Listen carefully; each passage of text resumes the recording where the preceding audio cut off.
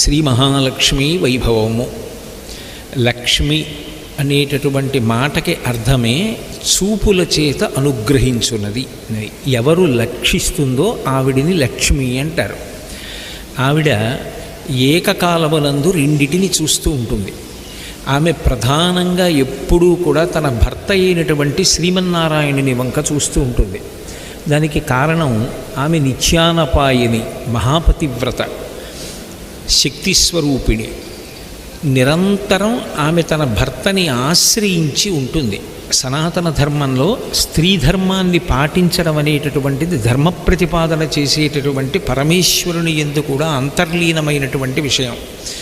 అందుకే స్త్రీ ధర్మమునందు అత్యంత ఉదాత్తమైనటువంటి పతివ్రతా లక్షణం ఆ లక్ష్మీదేవి యందు గోచరమవుతుంది. ఆమె ఎప్పుడూ భర్త వంక చూస్తూ ఉంటుంది. అలా భర్త వంక చూస్తే ఆయన సంతోషపడుతూ ఉంటాడా?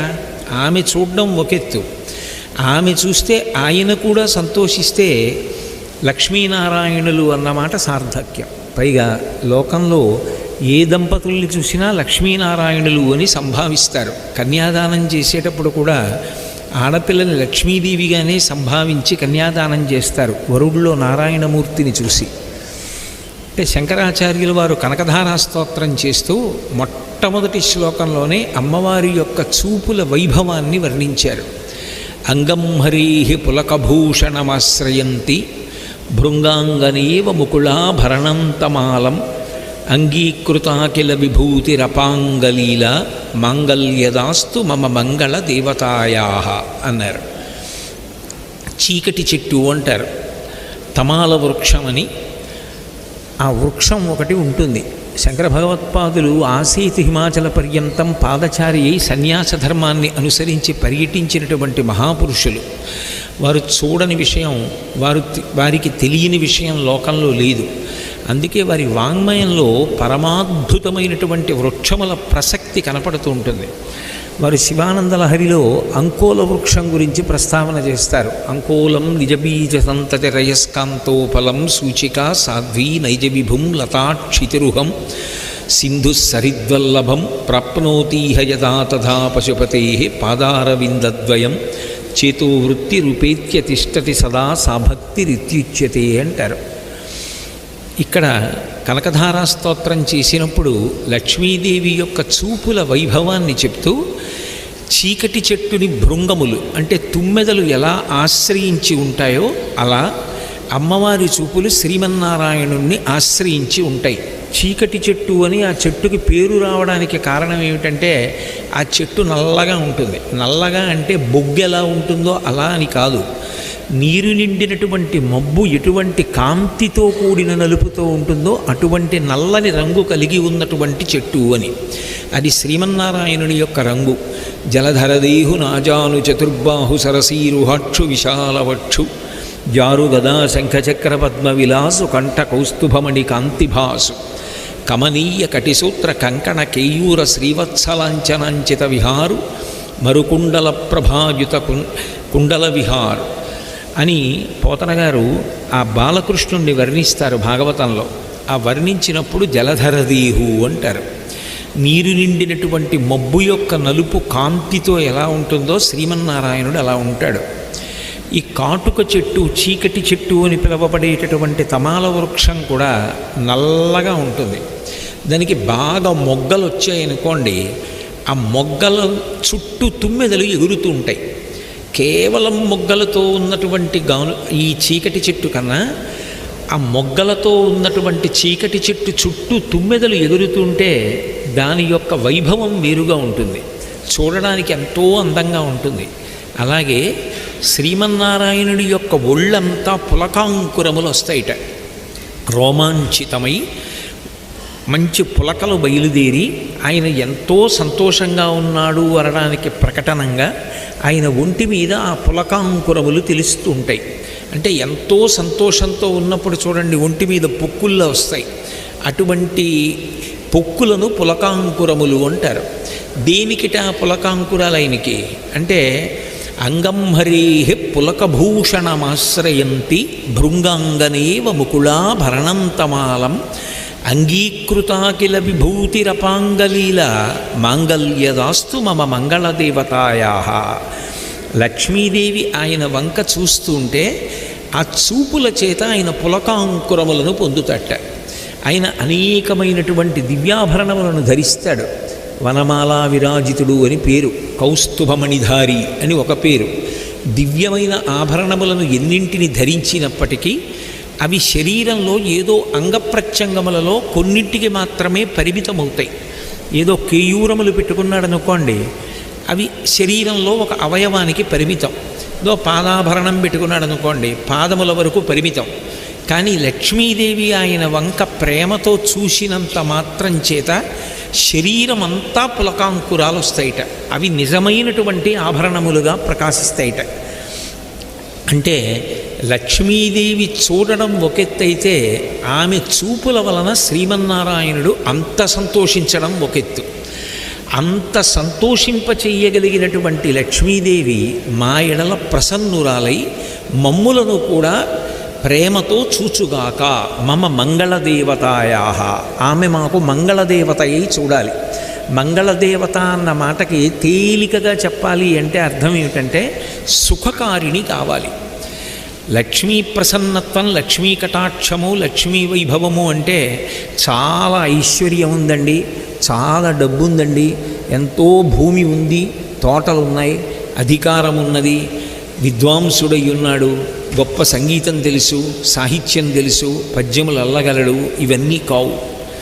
ఏది లక్ష్మి అంటే ఏది సుఖాన్ని ఇస్తుందో అది లక్ష్మి. అందుకే శంకరాచార్యుల వారు ఆ చూపుల చేత అమ్మవారు విశ్వాన్నంతటినీ అనుగ్రహించేటటువంటి విశేషాన్ని, ఆమె ప్రత్యేకించి భక్తులను అనుగ్రహించేటటువంటి విశేషాన్ని వర్ణించారు. భగవంతుడికి ఒక లక్షణం ఉంటుంది. భగవంతుడు ఏది చేసినా మనమందరం చేసినట్టుగా ఒక కర్మ చేసినట్టు చేతులతోటి ఆయన చెయ్యడు. మనం ఏది చేసినా కరము అంటాం, చేతులతో చేస్తాం పనులు. భగవంతుడు అలా చేతులతో చెయ్యవలసిన అవసరం ఉండదు. కేవలము తన చూపుల చేత చేస్తాడు. ఆయనకు ఒక సంకల్పం కలిగితే ఆ సంకల్పాన్ని తన చూపుల చేత నిర్వర్తిస్తాడు.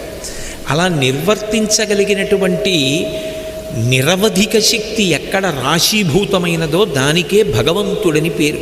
అందుకే పోతన గారు భాగవతం ప్రారంభం చేస్తూ శ్రీకైవల్యపదంబు చేరుటకునై చింతించదం లోకరక్షైకారంభకు భక్తపాలన కళా సవరంభకును దానవోద్రేక స్తంభకు కేళిలోల విలస దృగ్జాల సంభూత నానా కంజాత భవాండ కుంభకు మహానందాంగన ఢిబ్బకున్ అంటారు.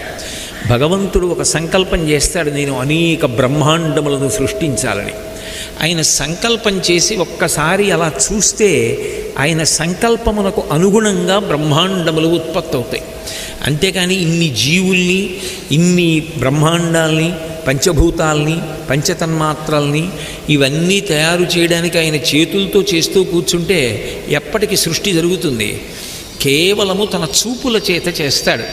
అందుకే కేళి లోల విలస దృగ్జాల సంభూత నానా కంజాత భవాండ కుంభకు. చూపుల చేతనే సృష్టిస్తాడు, చూపుల చేతనే నిలబెడతాడు, చూపుల చేతనే లయం చేసేస్తాడు. మీరు ఆ భగవంతుణ్ణి స్త్రీ అని చెప్పండి, ఆ భగవంతుణ్ణి పురుషుడని చెప్పండి, ఆయనకు వచ్చినటువంటి ఇబ్బంది ఏం లేదు. ఎందుకనంటే అసలు నిజానికి భగవంతుడు స్త్రీ కాదు, భగవంతుడు పురుషుడు కాడు, భగవంతుడు నపుంసకుడు కాడు. భాగవతం 8వ స్కంధంలోనే భగవంతుడి గురించి ఒక నిర్వచనం ఉంది. స్త్రీ పురుష నపుంసక మూర్తియును కాక కర్మ గుణభేద సరసత్ప్రకాశి కాక వెనుక నన్నియుతానగు విభుతలంతు అంటాడు గజేంద్రమోక్షణ ఘట్టంలో. ఆయన స్త్రీ కాదు, ఆయన పురుషుడు కాడు, ఆయన నపుంసకుడు కాడు, ఆయన మనందరి వెనక వెలిగేటటువంటి ఒక వెలుగు స్వరూపం. అందుకే నీవారస్సు కవత్తన్వి పీతాభాస్వత్యనూపమా అంటుంది వేదం. ఈ హృదయమునందు కాంతిపుంజంగా వెలుగుతూ ఉంటాడు. వడ్డుగింజ చివరి భాగాన్ని ఇలా పెట్టి గీరితే ఎలా ఎంత గీరుతుందో అంత మొనలో కోటో వంతు ప్రకాశం వెలుగుతూ ఉంటుంది. ఆ వెలుగు ఊర్ధ్వమూలమధశాయి, పైకి కిందకి పక్కలకి కొడుతూ ఉంటుంది. ఆ కాంతి ఎక్కడి నుంచి వస్తోందో, ఆ కాంతి బిందు వేదుందో అదే పరమేశ్వరుడు. దాన్ని మీరు ఏ పేరు పెట్టి పిలవండి, స బ్రహ్మ సశివ సహరిశ్చేంద్ర సోక్షర పరమస్వరాట్ రాజాధిరాజాయ ప్రసహ్యసాహిని. ఏ పేరు పెట్టి పిలిచినా నిజానికి అది పేరు మాత్రం కాదు. ఆయన ఏ పేరు అవసరం లేకుండా ప్రకాశించగలిగినటువంటి వాడు. అందుకే అన్ని పేర్ల చేత కీర్తింపబడుతూ ఉంటాడు. అటువంటి పరమాత్మ తన చూపుల చేత సృష్టి స్థితి లయ చేస్తూ ఉంటాడు. అందుకే మీరు ఎప్పుడైనా భగవంతుని యొక్క నామములను పరిశీలించండి, చూపుల చేత ఇవి చేయగలడు అన్న విషయాన్ని ఎక్కడో అక్కడ ప్రస్తావన చేస్తారు. మీరు లలితా సహస్రనామ స్తోత్రాన్ని పరిశీలిస్తే ఉన్మేష నిమిషోత్పన్న విపన్న భువనావళి అని ఒక నామం కనపడుతుంది. ఆమె కన్ను తెరిచిందనుకోండి సృష్టి, ఆమె తెరిచి చూస్తోందనుకోండి స్థితి నిలబెడుతుంది, ఆమె కనురెప్ప మూసిందనుకోండి మహాప్రళయం. అంటే అమ్మవారు ఈక్షణ శక్తి అంటారు. కేవలం చూపులతో చేస్తుంది, అంతేకాని చేతులతో చేయదు. చేతులతో అనుగ్రహించవలసిన అవసరం ఉండదు భగవంతుడికి. మరి ముద్రలు ఎందుకు పడతాడండి అంటే మన తృప్తి కోసం. మనం ప్రార్థన చేసి భగవంతుడి దగ్గరికి వెళ్ళి ఏదో కోరిక చెప్తాం. నా కోరిక ఏమిటో చెప్తే తప్ప అవతలవాడికి తెలియకపోతే ఆయన భగవంతుడు ఏమిటి? ఆయన భగవంతుడు కాడు. నాకు మంచి మనవడు ఒకడు పుట్టాలి అని నేను అనుకున్నాను ఒకప్పుడు. అది నేను చెప్తే తప్ప భగవంతుడికి తెలియదు అనుకోండి, ఆయన సర్వజ్ఞుడు ఎలా అవుతాడు? ఆయన భగవంతుడు ఎందుకు అవుతాడు? ఆయనకి తెలుసు నాకు మనవణ్ణి ఇవ్వాలని. మరి ఎందుకు నేను అడగడం అంటే ఆయన ఇచ్చేదాకా ఆగలేక ఆతృతతో నేను అడగడం అంతే తప్ప ఆయన తన చూపుల చేత అనుగ్రహిస్తాడు. అలా అనుగ్రహించగలిగిన శక్తికి ఈక్షణ శక్తి అని పేరు. వీక్షణ శక్తి, లక్షించుట అంటే చూచుట. ఎవరు తన చూపులతో అనుగ్రహిస్తూ ఉంటుందో లోకాన్ని ఆమెకు లక్ష్మి అని పేరు. ఆమె ఈ సృష్టి విషయంలో ఒక అద్భుతాన్ని చేస్తూ ఉంటుంది. నారాయణుని వంక ప్రేమతో చూస్తూ ఉంటుంది.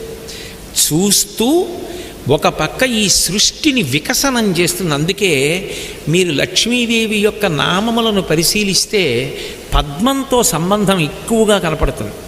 పద్మాసనే, పద్మవూరు, పద్మాక్షి, పద్మసంభవి, పద్మగంధినీం, పద్మమాలాధరాం దేవీం పద్మినీం, పద్మగంధినీం, పద్మాసన, అన్నీ పద్మంతో సంబంధం. ఎందుకు పద్మంతో సంబంధం అంటే పద్మం ఒక క్రమంలో వికసిస్తుంది, అంతేకాని అకస్మాత్తుగా వికసించదు. ఒక క్రమంలో ఎక్కడో బురదలో ఒక ఆ తూడు మీద పుట్టి మొగ్గయ్యి లోపల కేసరములను పెంచుకుని అంత తేనె సంపాదించి బురదలో పుట్టిన తామర పువ్వులోకి అంత తేనె వస్తుంది. వచ్చి క్రమక్రమంగా రేకులు వికసిస్తాయి. బాగా వికసించిన తరువాత మధ్యలో ఉన్న దుద్దు కనపడుతుంది. సృష్టి కూడా అలాగే వికసనాన్ని పొందుతుంది. ఆ వికసనంలో గొప్పతనం ఏమిటంటే ఒక కన్య ఉంటుంది, ఆమెకి వివాహం అయింది, ఆమె ఇప్పుడు ఇల్లాలయ్యింది, ఆమె గర్భవతి అయింది. ఆమె గర్భవతి అయిన తరువాత ఆమె కడుపున పసిబిడ్డ పుట్టగానే తండ్రి ఎన్ని కోట్లకు పడగలెత్తినవాడు కానివ్వండి, ఆ పసిబిడ్డకి తెచ్చి అన్నం పెట్టలేడు. నేను అమ్మ అయ్యాను అన్న భావన ఆమె పొందగానే ఆమెలోంచి క్షీరము ఉబికి పసిపిల్లలు పోషింపబడుతున్నారు. ఇది కేవలం మనుష్యులు కాదు, ఓ కుక్క కానివ్వండి, పంది కానివ్వండి, పిల్లి కానివ్వండి. ఎవరు చెప్పారు పందికి నేను పాలిలా ఇవ్వాలి నా పిల్లలకని? ఎవరు చెప్పారు పంది పిల్లలకి నువ్వు మీ అమ్మ దగ్గర స్తన్యాన్ని ఇలా తాగాలని? కోడి పెట్టకు ఎవరు చెప్పారు నీ గుడ్డుని నువ్వు ఇలా పొదగాలి, నీ పిల్లలు ఆకాశంలో గ్రద్ద చేత చంపబడకుండా రెక్కల కింద పెట్టుకు కాపాడుకోవాలని ఎవరు నేర్పారు? ఎలా తెలిసింది పక్షికి తన గుడ్డులో తన పిల్ల ఉంది, దాన్ని తను పొదగాలి, పొదగడం కోసం జాగ్రత్తగా గుడ్డు మీద తన కడుపు యొక్క ఉపరితలం తగిలి వేడి పిండం పొదగబడేటట్టుగా కూర్చోవాలని ఎవరు చెప్పారు? ఎవరు చెప్పరు. కానీ సృష్టి వికసనం అంటారు. ఆ సృష్టి జరిగేటప్పుడు చిత్రం ఏమిటంటే ఒక ప్రాణి లోకంలోకి వచ్చే ముందు ఆ ప్రాణి నిలబడడానికి కావలసిన ఆహారాన్ని ముందు సిద్ధం చేస్తుంది అమ్మవారు. మహాభారతం ఆరణ్య పర్వంలో ధౌమ్యుడు ఒక మాట అంటాడు, ఈ లోకంలో 2 రకాలైన ప్రాణులు ఉన్నాయి. శాకాహారము తినే ప్రాణులు కొన్ని, మాంసాహారము తినే ప్రాణులు కొన్ని. కొన్ని మాంసాహారము తినే ప్రాణులు కేవలము మాంసాహారమే తింటాయి, శాకాహారం ముట్టుకోవు. కొన్ని ప్రాణులు శాకాహారం మాంసాహారం కూడా తింటాయి. ఇప్పుడు ఈ 3 రకముల ప్రాణులను ఎలా పోషించాలి అని భగవంతుడు ఆలోచించాడు. తన చూపుల చేత పోషించడానికి సూర్యబింబమయ్యాడు. అన్నప్రదాత ఆదిత్యుడు అన్నాడు ధౌమ్యుడు. చూపుల చేత పోషిస్తూ ఉంటాడు. అందుకే మొదట చెట్లు పుట్టాయి, చెట్లు తిని శాకాహారులు పెరిగాయి. ఇప్పుడు శాకాహారులలో ఉన్న మాంసం తిని మాంసాహారులు బ్రతికాయి. అంటే ఈ సృష్టిని అంతటినీ అమ్మవారు పోషిస్తోంది. ఎలా పోషిస్తోంది అంటే సూర్యచంద్రులిద్దరినీ తన స్తనములుగా చేసుకుని కన్నతల్లి అయి పోషిస్తోంది ఆమె. ఈ పోషించే శక్తి క్రమక్రమంగా సృష్టి జరగాలి, అకస్మాత్తుగా ఒక్క క్షణంలో జరిగేది కాదు. ఆ సృష్టి క్రియ యందు ఆనందం ఉండాలి. ఆ సృష్టి యందు క్రమక్రమంగా ప్రాణి ఏర్పడాలి. ఏర్పడేటప్పుడు కూడా ఏ జాతి ప్రాణికి ఆ జాతి ప్రాణి పుట్టాలి. కోతికి కోతి పుట్టాలి, పిల్లికి పిల్లి పుట్టాలి, మనిషికి మనిషి పుట్టాలి, ఆవుకి దూడ పుట్టాలి. ఇందులో ఎక్కడా తేడా జరగకూడదు. ఆ నియమం అలాగే జరిగేటట్టుగా చూస్తూ సృష్టి యొక్క ధర్మము నడిచేటట్టుగా తన చూపుల చేత చూసేటటువంటి శక్తి ఎవరో ఆ తల్లికి లక్ష్మి అని పేరు. సృష్టి వికసనముతో కూడి ఉంటుంది కాబట్టి వికసనమునకు గుర్తు పద్మము కాబట్టి ఆమె పద్మ సంబంధం ఎక్కువ కలిగి ఉంటుంది. అంతేగాని ఆవిడకి పద్మాలంటే ఇష్టం అండి, ఆవిడ పద్మంలో కూర్చుంటుందండి అంటే ఏ చిన్న పిల్లాడో వచ్చి ఎలా కూర్చుంటారమ్మా, తామర పువ్వు వేసి కూర్చుంటే అలా రేకులు విడుచుకుని ఉంటాయా, నలిగిపోదా, అదేం కూర్చోవడం, ఆవిడ పీట మీద కూర్చోవాలి, కుర్చీలో కూర్చోవాలి, అన్నీ మానేసి పద్మంలో కూర్చోవడం ఏమిటి అంటే అలాగే కూర్చుంటుంది అని చెప్పకూడదు. అవన్నీ సంకేతములు, అమ్మవారి వైభవానికి సంకేతాలు. అది వికసనమునకు గుర్తు. కాబట్టి ఆ తల్లి సృష్టినంతటినీ చేస్తుంది. సృష్టి స్థితి లయ మూడింటికి ఆమెయే కారకురాలు. అటువంటి తల్లి మోక్షమునకు కూడా ఆమెయే కారణము. అందుకే వేదం లక్ష్మిని 6 స్వరూపాలతో చెప్పింది. సిద్ధలక్ష్మీర్ మోక్షలక్ష్మీర్ జయలక్ష్మీ సరస్వతి శ్రీర్లక్ష్మీర్ వరలక్ష్మీశ్చ ప్రసన్నా మమ సర్వదా అంది. 6 లక్ష్ములను చెప్పి ఈ 6 నా యందు సర్వదా అన్ని కాలముల యందు ప్రసన్నులగుదురుగాక అంది. ఆ తల్లి ఒక కంట నారాయణుణ్ణి సంతోషపెడుతుంటుంది. ఎందుకని? ఆయన సమస్త కార్యములను నిర్వహించడానికి ఆమె ఆయన శక్తిగా ఉంటుంది. అందుకే విశ్వామరేంద్రపద విభ్రమదానదక్షం ఆనందహేతురధికం మురవిద్విషోపి ఈశన్ నిషీదతు మయీక్షణమీక్షణార్థ ఇందీవరోదర సహోదరమిందిరాయా అన్నారు. ఇంత సృష్టి, ఇంత స్థితి, ఇంత లయ చేసి వటపత్రశాయిగా పడుకునేటటువంటి శ్రీమన్నారాయణునికి కూడా ఇంత కార్యం చేయడంలో ఆనందాన్ని ఎవరిస్తారు అంటే ఆ తల్లే ఇస్తుంది. అందుకే పరాశర భట్టర్లని వైష్ణవ సంప్రదాయంలో సుప్రసిద్ధులైనటువంటి కవి, మహాభక్తి తత్పరులు, వారు శ్రీగుణరత్న కోశము అని ఒక గ్రంథం చేశారు. అందులో ఆయన శ్రీ పరాశర భట్టార్య శ్రీవత్సంకసుత శ్రీమాన్ శ్రేయసే మిస్తు భూయసే అని అందులో మొట్టమొదటి శ్లోకంలోనే ఆయన ఒక మాట అంటారు. శ్రీరంగ హర్మ్య తలమంగళ దీపరేఖాం శ్రీరంగరాజమహిషీం శ్రియమాశ్రయామ అనుకలతలు కాండాలింగనారంభశుంభత్ ప్రతిదిశ భుజశాఖా శ్రీ సఖానోకహర్తి. ఎప్పుడు చెట్టుని తీగ అల్లుకున్నట్టుగా నారాయణమూర్తిని అల్లుకుని ఉండేటటువంటి ఆ తల్లి నారాయణుణ్ణి ఎంత సంతోషపెడుతుందంటేట, ఈ బ్రహ్మాండములన్నీ సృష్టించిన తరువాత బాగా చేశానా అని ఆయనకి ఓ సంతోషం ఉండాలిగా. ఓ పూజ చేశామనుకోండి, ఎవరో మెచ్చుకోవాలని చెయ్యం, అయినా ఎంత భక్తిగా ఎంత తాదాత్మ్యతతో చేశారండి అంటే ఓ తృప్తి. ఆయనకి ఒక తృప్తి ఉండాలి చేసిన సృష్టి మీద. ఇంత సృష్టి చేసి లక్ష్మీదేవి వంక తిరుగుతట. ఆవిడ చాలా బాగుందని తల ఊపుతుందిట. సార్థయన్యై కృతోంజలి, నేను చేసిన పని సార్థక్యం పొందిందని పొంగిపోతాట. విశ్వామరేంద్రపద విభ్రమదానదక్షం ఆనందహీతురధికం వరవిద్విషోపి ఈశన్ నిషీదతు మయీక్షణమీక్షణార్థ ఇందీవరోదర సహోదరమిందిరాయా. ఆ ఇందిర అయినటువంటి లక్ష్మీదేవి క్షీరసాగర సంభవ, చంద్రుడి యొక్క చెల్లెలు, చల్లని తల్లి, శ్రీమన్నారాయణుడికి సంతోషకారకురాలు. అన్ని కార్యములను నిర్వహించేటటువంటి వాడు, నిరంతరము ధర్మాన్ని నిలబెట్టేటటువంటి మహానుభావుడైనటువంటి శ్రీ మహావిష్ణువు ఎవరి వలన సంతోషపడుతుంటాడు అంటే లక్ష్మీదేవి యొక్క చూపుల వలన సంతోషపడుతుంటాడు. అంటే దాంపత్యం యొక్క తాత్పర్యాన్ని ఆవిష్కరించారు. లక్ష్మీనారాయణులలా బ్రతకండి అంటారు. నారాయణుడిగా వరుణ్ణి చూసి లక్ష్మిగా తన కుమార్తెని కన్యాదానం చేస్తున్నారు. పురుషుడు ఎంత అలిసిపోనివ్వండి, ఆ పురుషుడికి సంతోషాన్ని ఎవరు ఇచ్చి కార్యమునందు నిలబెట్టగలరు అంటే భార్యయే. ఆమెయే పురుషునకు శాంతి స్థానం. అందుకే ఆ తల్లి నారాయణుణ్ణి సంతోషపెడుతుంటుంది. ఆమెయే సృష్టి స్థితి లయలకు కారణమవుతుంటుంది. అలా అవగలిగినటువంటి తల్లి మంగళదేవతాయా, మంగళదేవతయ్యి నిలబడాలి లక్ష్మి. మంగళదేవత అన్న మాటకు అర్థం ఏమిటంటే ఏది ఉండాలో అది ఉండాలి, ఏది పోవాలో అది పోవాలి. పోకుండా పోవలసింది ఉండిపోయినా, ఉండవలసింది ఉండకుండా పోయినా లక్ష్మి ఉన్నట్లు కాదు, అలక్ష్మి ఉన్నట్లు. లోకంలో ముందు లక్ష్మి ఉండదు, అలక్ష్మి ఉంటుంది. ముందు ఉండేది కాబట్టి, పెద్దది కాబట్టి, ముందెవరు వస్తారో వాళ్ళని జ్యేష్ఠ అంటాం కదా. ముందు వస్తుంది కాబట్టి ఆవిడికి జ్యేష్ఠాదేవి అని పేరు. ఆవిడికే అలక్ష్మి, దరిద్ర దేవత అంటారు. శ్రీ సూక్తం పూజ చేసేటప్పుడు అందరూ చదువుతూ ఉంటారు.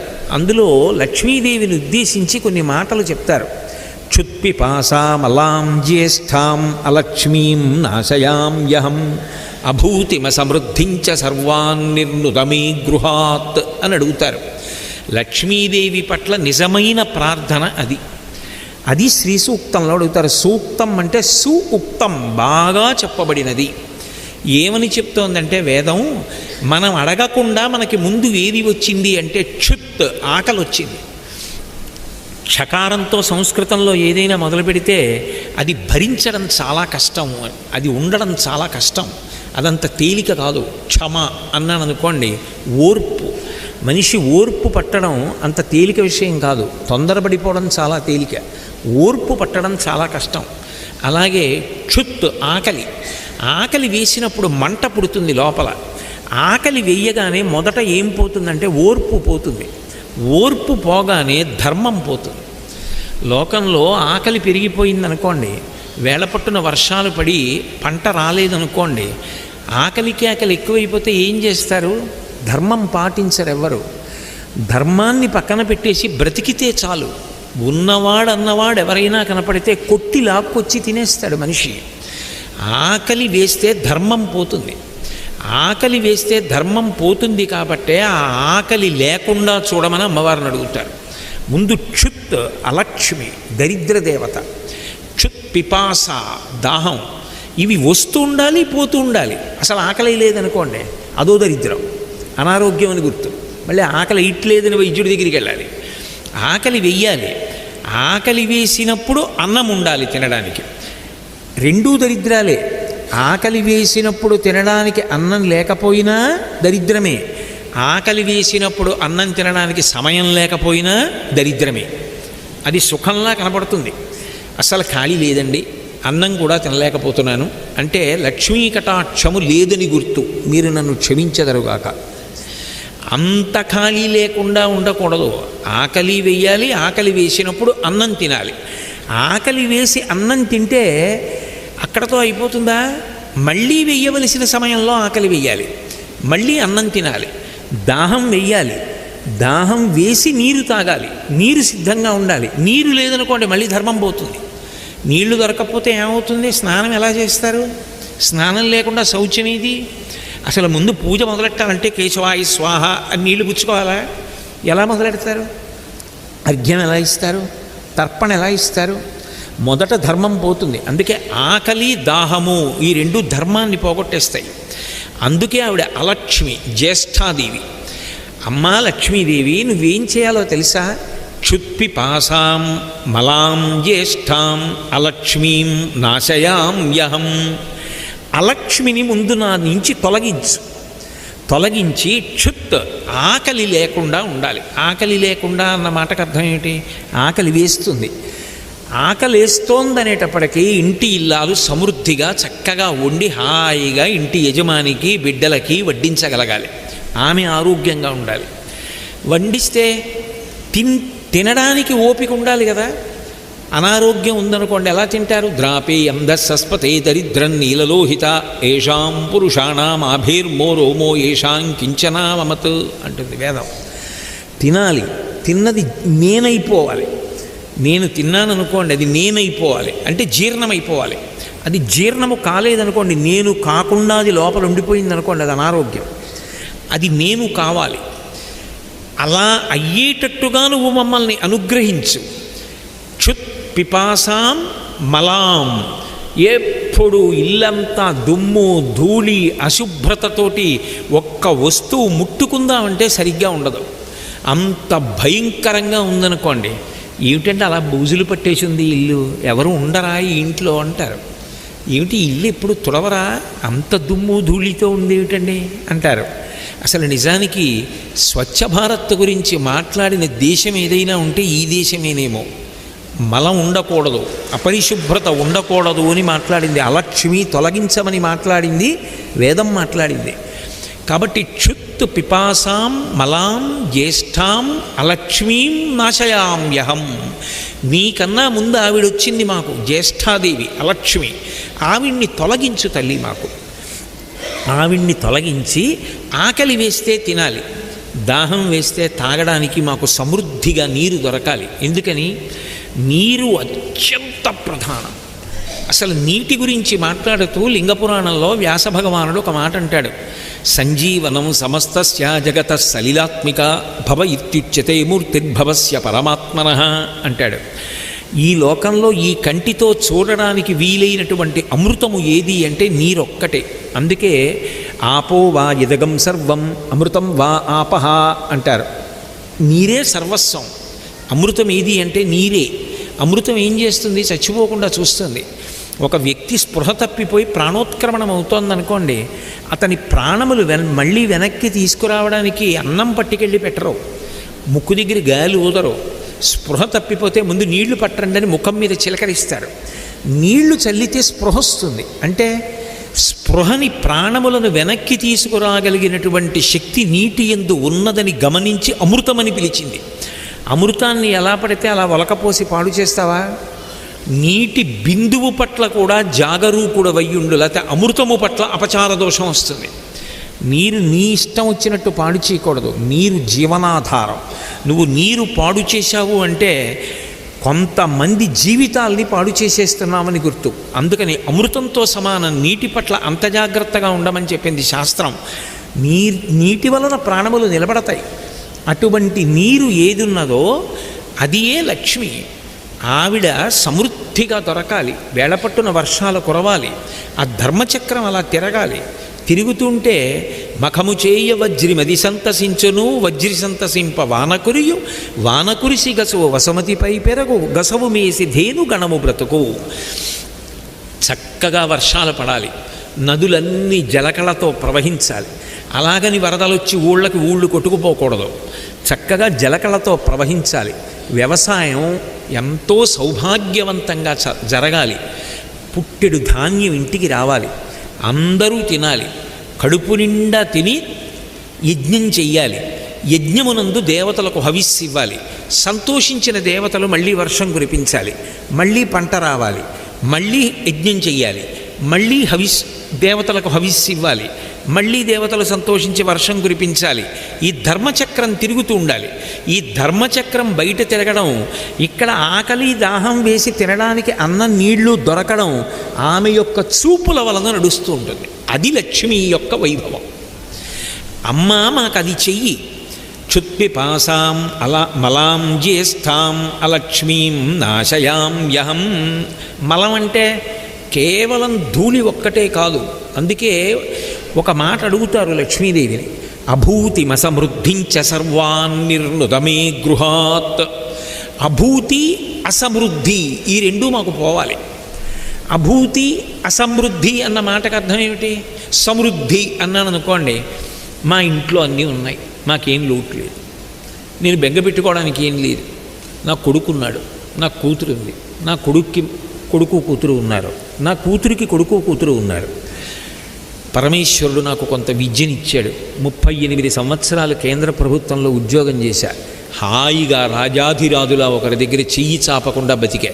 ఇప్పటికీ నాకు చెయ్యి చాపవలసిన అవసరం ఏం లేదు.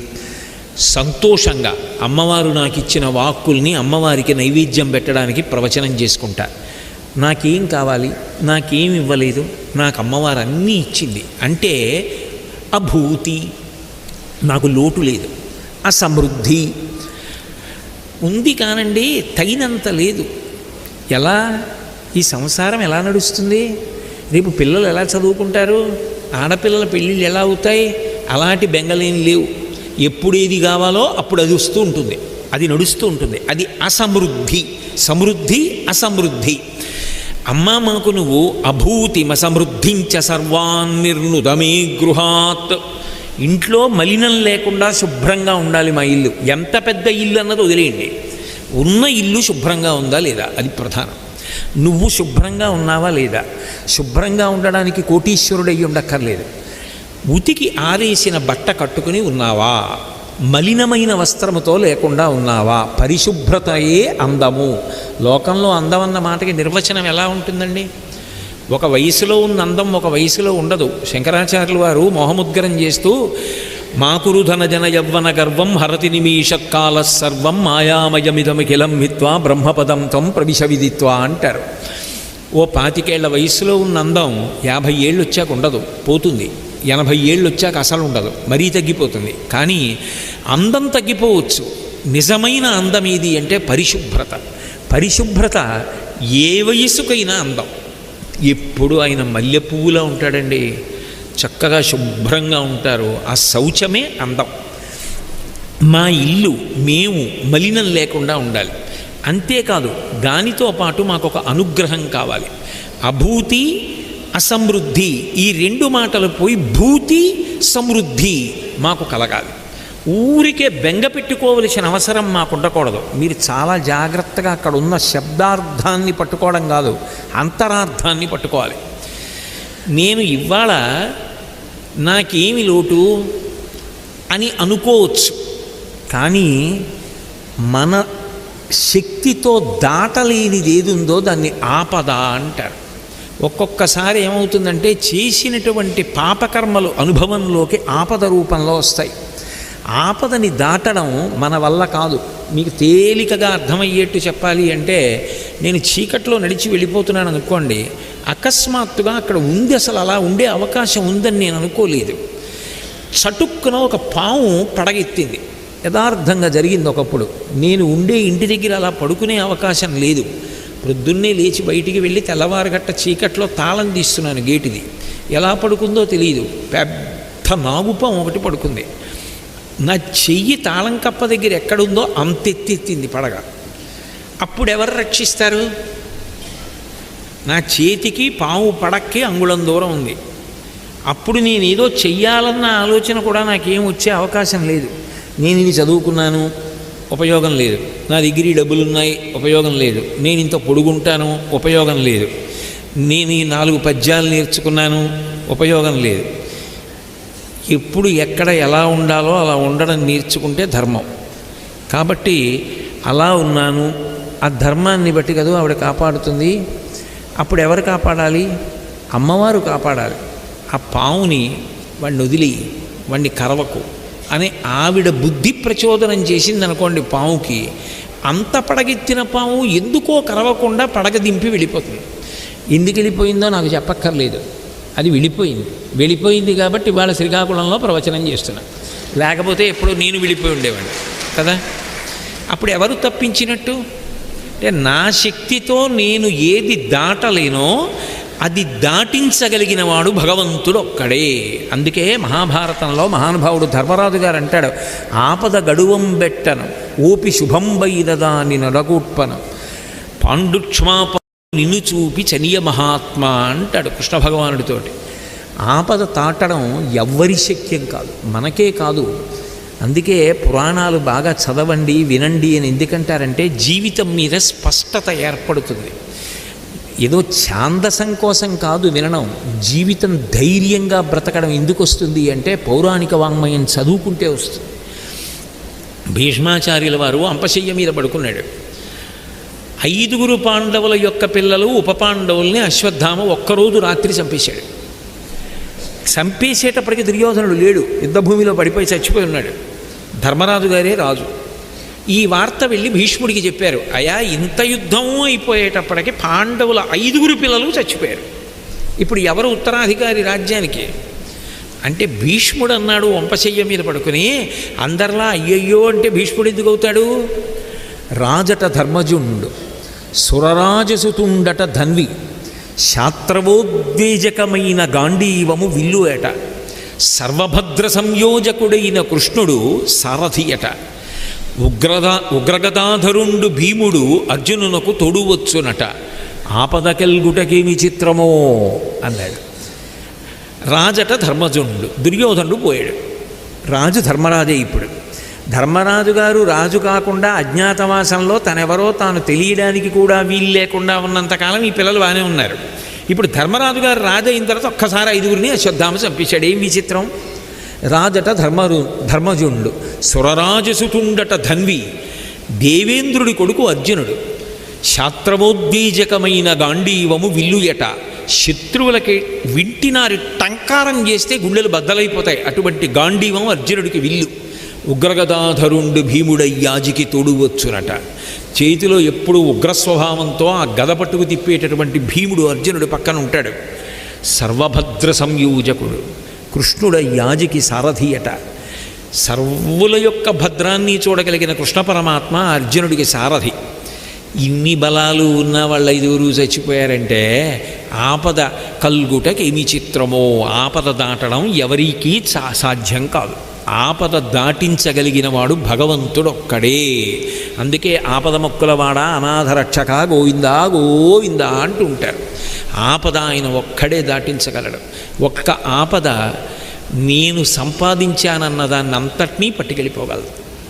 ఒక్క ఆపద చాలు. కానీ భగవంతుణ్ణి నమ్ముకున్నవాడికి, ఆ భక్తుడికి ఒక కష్టం వచ్చే ముందు భగవంతుడు పరిష్కారం పట్టుకుని గుమ్మం ముందు నిలబడతట.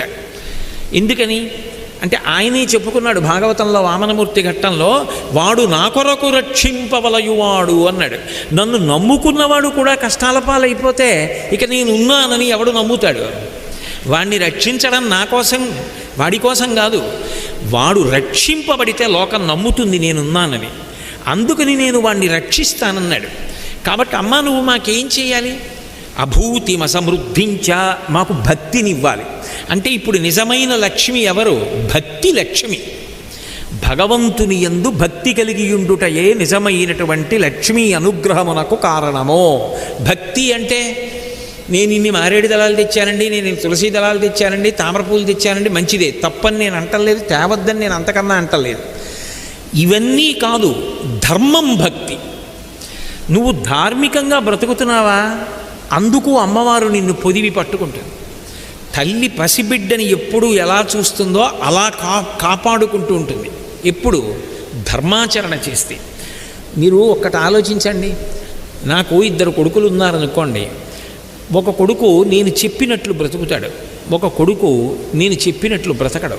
నాకున్నది ఒకడే కొడుకు అనుకోండి, ఉదాహరణ నా మీద పెట్టుకుంటాను, మీ మీద పెడితే బాగుండదు, ఇంత దూరం వచ్చేది. నా షష్ఠి పూర్తి అవుతోందిరా అంటే అన్యాయంగా బ్రతికి లంచాలు పట్టి గండబేరుండం అంచున్న పంచోటి పట్టుకుని చిన్న కొడుకు వచ్చాడు. నాన్నగారు చెప్పినట్టు ధార్మికంగా బ్రతుకుతూ 3 వేళ్లంత అంచున్న పంచోటి పట్టుకుని పెద్ద కొడుకు వచ్చాడు. నేనెవరిచ్చిన పంచె కట్టుకుంటాను? నేను 2వ కొడుకు పెద్ద అంచున్న పంచె తెచ్చాడని నేను కట్టుకోను. ఎవరిచ్చింది కట్టుకుంటాను? ధార్మికుడిచ్చింది కట్టుకుంటాను. అది పరమ సత్యం. అందుకే భగవంతుడు కూడా ప్రతిజ్ఞ ఏం చేశాడంటే, వెంకటేశ్వర స్వామి వారు మొట్టమొదట ఈ లోకంలో ప్రకటన అవగానే మొదట చెప్పిన మాట ఇదే. ఏకేన తులసి మాత్రదళేనాపి నరోత్తమ పూజయేద్ భక్తిభావేన తంరక్షామితిమత్మనః. నువ్వు ధార్మికంగా బ్రతుకు, ఒక్క తులసి దళం పట్రా చాలు. నేను చెప్పినట్టు బ్రతకకుండా అన్యాయంగా సంపాదించి కిరీటాలు పట్టరాకు, నేను పుచ్చుకోను, నాకొద్దు. అందుకే మహాతల్లి తరిగొండ వెంగమాంబ గారు చెప్పింది, హుండీ 5-6 మాటలు నిండిపోతుంటే ఆయన చిన్నబుచ్చుకుంటాట, పాపాలు చేసి మొక్కి తెచ్చిన డబ్బులు రైవన్నీ అంటట. కాబట్టి అమ్మ మాకు నువ్వేమనుగ్రహిస్తావంటే అభూతిమసమృద్ధించ సర్వాన్ నిర్నుతమే గృహాత్. మాకు భక్తినియమా, భగవంతుడు చెప్పినట్టు మేము బ్రతికే లక్షణం మాకి ఆ భక్తి ఉన్నది. వెంటపడి భగవంతుడు కాపాడతాడు. ఆ ధర్మాచరణమునందు అనురక్తి మాకు కావాలి. 3 అభూతిమసమృద్ధించ మలాం జ్యేష్ఠాం అలక్ష్మీం నాశయామ్యహం. 3 దగ్గరికి తీసుకురండి. దాని అర్థం ఏమిటి? మలము అంటే ఇంట్లో దుమ్ము ధూళి, ఇక్కడ కూడా ఉన్నాయి దుమ్ము ధూళి. ఏమిటా మలం అంటే కార్మిక మలము, ఆణవ మలము, మాయిక మలము అని 3 రకములైన మలాలు ఉంటాయి. ఆణవ మలము అంటే ఎన్ని జన్మలెత్తినా, ఎన్ని కోట్ల జన్మలెత్తినా పంచభూతాలలో ఉన్న అణువులతోటి శరీరం తయారవుతుంది. పృథివ్యాపస్తేజో వాయురాకాశములతోటే తయారవుతుంది. అది ఆణవ మలము. పంచభూతాల్లోంచి వచ్చింది, పంచభూతాల్లోకి వెళ్ళిపోతూ ఉంటుంది. మళ్ళీ పుట్టినప్పుడు మళ్ళీ పంచభూతాలతో వస్తూ ఉంటాడు. మాయిక మలము, ఏది సత్యమో అది అసత్యంలా కనపడుతుంది, ఏది అసత్యమో అది సత్యంలా కనపడుతుంది. ఆత్మ ఎప్పుడూ ఉంటుంది, అది ఉండదనిపిస్తుంది. శరీరం ఎప్పుడూ ఉండదు, ఉంటుందనిపిస్తుంది. సదసద్రూపధారిణి, సత్తు ఎందు అసత్తు, అసత్తు ఎందు సత్తు కనపడేటట్టు చేసి మాయ ఎందు తిప్పుతూ ఉంటుంది. మహామాయా విశ్వం భ్రమయసి పరబ్రహ్మ మహిషి అంటారు సౌందర్యలహరిలో శంకరాచార్యులు వారు. ఆ మాయలో చిక్కుకుని ఉన్నాం మేము. ఆణవ మలము, మాయిక మలము, కార్మిక మలము. గత జన్మలలో చేసిన పాపపుణ్యాలు ఉన్నాయి, వాటికి ఇప్పుడు అనుభవంలోకి రావాలి. పాపానికి ఫలితం దుఃఖం, పుణ్యానికి ఫలితం సుఖం. ఆ 2 అనుభవించాలంటే ఓ శరీరం ఉండాలి. అందుకని శరీరంతో వచ్చాం. పూర్తిగా దుఃఖపడడం ఉండదు, పూర్తిగా సుఖపడడం ఉండదు. ఎప్పుడో అప్పుడు ఏదో చిన్న కష్టం వస్తుంది, సుఖం వస్తూ ఉంటుంది, మారి మారి వస్తుంటాయి. 2 వస్తాయి కాబట్టే మత్స్యలోకంలో ఉన్నాం. అంతేకాని ఎప్పుడూ సుఖంగా ఉండడం సాధ్యం కాదు, ఎప్పుడూ దుఃఖంతో ఉండడం ఉండదు. కళ్యాణీ బతగాదేయం లౌకికీ ప్రతిభాతిమా ఏతి జీవంతి మానందో నరం వర్ష శతాదపి అంటుంది సుందరకాండలో సీతమ్మ. 100 సంవత్సరములు బ్రతికినవాడు 99 సంవత్సరములు 364 రోజుల 23 గంటల 59 సెకండ్లు దుఃఖం అనుభవించిన ఆఖరి క్షణంలోనైనా శుభవార్త ఏదో ఒకటి విని సంతోషిస్తాడు. సుఖదుఖములు 2 ఉంటాయి. అందుకే వ్యాసుల వారు దేవీ భాగవతం చేస్తూ ఒక మాట అంటారు, మనిషి పరతంత్రుడు, తెలియదు, చేసిన పాపం చేసిన పుణ్యం 2 తెలియవు. కానీ ఆ చేసిన పాపము పుణ్యము ఎవరికి తెలుసు అంటే పరమేశ్వరుడికి తెలుసు. ఆయన పాపానికి దుఃఖాన్ని, పుణ్యానికి సుఖాన్ని ఇస్తూ ఉంటాడు. కాలోహి బలవాన్ కర్త సతతం సుఖదుఃఖయోహో నరాణాం పరతంత్రాణం పుణ్య పాపానుయోగత. ఆయనకి తెలిసి ఆయన ఇస్తాడు ఆ ఫలితాలు. అమ్మ ఇలా ఎన్ని జన్మలు ఎత్తమంటావు నన్ను? ఎన్ని జన్మలు ఎత్తి మళ్ళీ కొత్త కర్మలు చేస్తుండా, మళ్ళీ పుణ్యం అంటుండా, సుఖాలను భవిస్తుండా, పాపాలంటుండా, దుఃఖాలను భవిస్తుండా, ఎన్ని కోట్ల జన్మల చక్రంలో తిరుగుతూ ఉండను. నాకు ఎప్పుడు విడుదల? నాకు ఆ విడుదల ఇవ్వాలి అంటే నువ్వు జ్ఞానం ఇవ్వాలి. జ్ఞానం ఇస్తే ఆనాడు నాకు ఆత్మ అనుభవంలోకి వస్తుంది, దాని చేత విడుదల పొందుతాను జనన మరణ చక్రంలోంచి. అప్పుడు సమృద్ధి. ఇన్ని ఉన్నాయన్నా మళ్ళీ జన్మ ఉంటుంది అంటే జన్మలో ఎలా ఉంటావు? ఏమిటి అసమృద్ధి? జన్మ లేదు. అభూతి భూతి. జ్ఞానపరంగా అన్వయం చేస్తే తల్లి నువ్వు నాకు జ్ఞానమును కూడా కటాక్షించాలి, భక్తిని కటాక్షించాలి. లౌకికంగా మాట్లాడితే నాకు కొరత ఉండేటట్టుగా ఉండకూడదు, నాకు అన్నీ సమృద్ధిగా ఉండాలి, నేను సంతోషంగా ఉండాలి.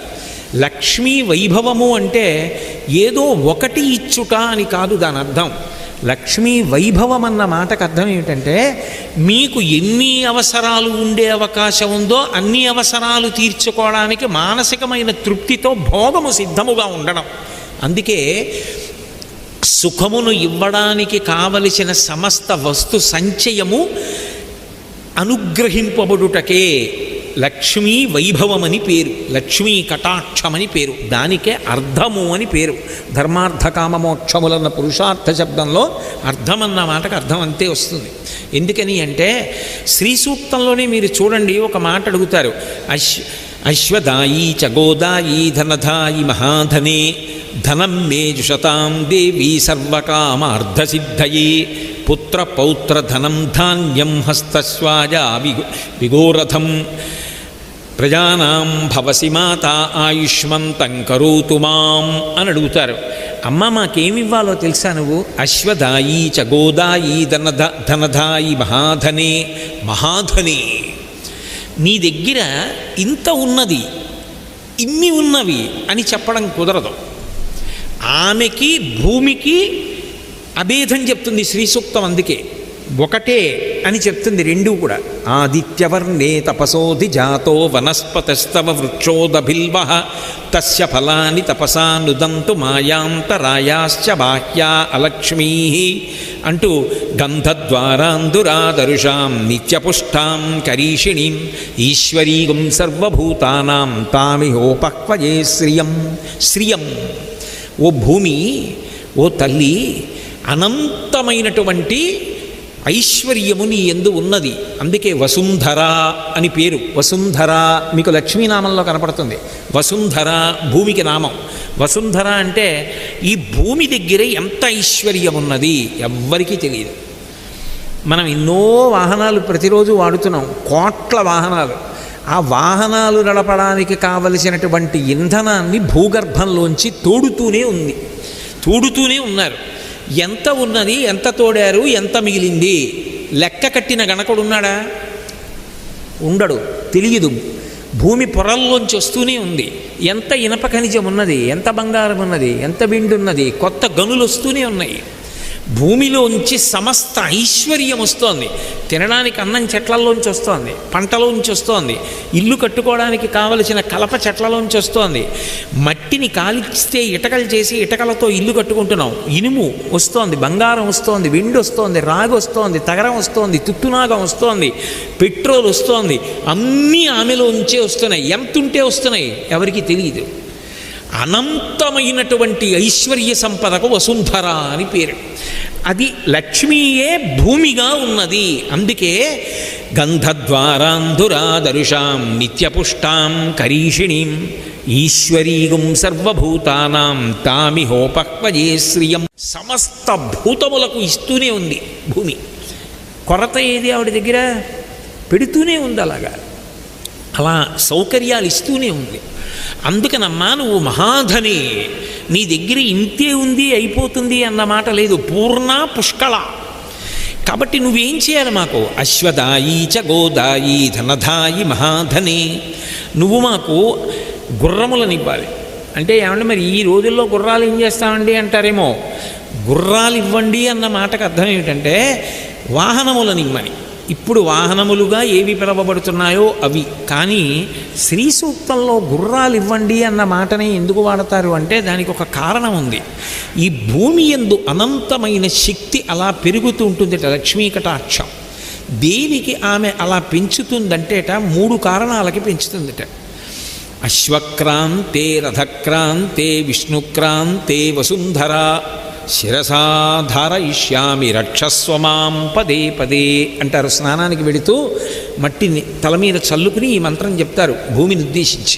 అశ్వక్రాంతే గుర్రములు భూమి మీద పరిగెడితే గుర్రముల డెక్కలు తగిలి భూమి వసుంధర అవుతుందిట. లక్ష్మీదేవి అనుగ్రహం కలుగుతుంది. అశ్వవాహనం మీద వెడుతుంటాడు స్వామి. ఐశ్వర్యకారకత్వానికి ఒక కారణం. అందుకని అశ్వక్రాంతే రథక్రాంతే రథచక్రములు భూమికి తగిలి వెడుతుంటే రథోత్సవాలు అందుకే చేస్తూ ఉంటారు. నిజానికి ఈశ్వరుడికి రథము వెడుతూ ఉంటే ఆ రథచక్రముల యొక్క సవ్వడి చేత వాటి స్పర్శ చేత వసుంధర అవుతుందిట. విష్ణుక్రాంతే విష్ణుపాదం తగిలి వసుంధర అవుతుందిట. ఒకనాడు కృష్ణ పరమాత్మగా నడిచాడు, ఒకసారి రామచంద్రమూర్తిగా నడిచాడు. శ్రీ వెంకటేశ్వరుడి గురించి చెప్తూ అదే కదా అంటాం. మన్మూర్ధినికాళి యపణే వికటాట వీష శ్రీ వెంకటాద్రిశిఖరై శిరసశ్రుతీనాం చిత్తేప్యనన్య మనసాం సమమాహితౌ తే శ్రీ వెంకటేశ చరణౌ శరణం ప్రపద్యే. ఒకనాడు వామనమూర్తిగా భూమిని అంతటినీ కొలిచేశాడు. కృష్ణుడిగా ఏదో ఒక ఆకారంతో అడుగులు పెట్టాడండి అనొచ్చు. రాముడిగా ఏదో కొంత మేర నడిచాడండి అనొచ్చు. అలా కాదు, ఈ భూమి ఇంత గొప్పదై ఇంత లక్ష్మీ కటాక్షాన్ని ఎందుకు పొందిందంటే విష్ణువు దీన్ని అణువు వదలకుండా భూమినంతటినీ తన పాదంతో స్పృశించారు. ఎప్పుడు? వామనమూర్తిగా వచ్చినప్పుడు 3 అడుగులు దానం ఇస్తే బలిచక్రవర్తి కొలుచుకొమ్మన్నాడు. కొలుచుకొమ్మంటే ఈ భూమినంతటినీ ఒక్క పాదంతో కొలిచేశాడు ఆయన. ఇంతంతైవటుడు ఇంతయై మరియుతానింతై అభోవీధిపై అంతై తోయద మండలగ్రమణ కల్లంతై ప్రభారాశిపై అంతై చంద్రునకంతయై ధ్రువినిపై అంతై మహర్వాటిపై అంతై సత్యపథోన్నతుండగుచు బ్రహ్మాండాంత సంవర్తి అయి అన్నారు పోతన గారు.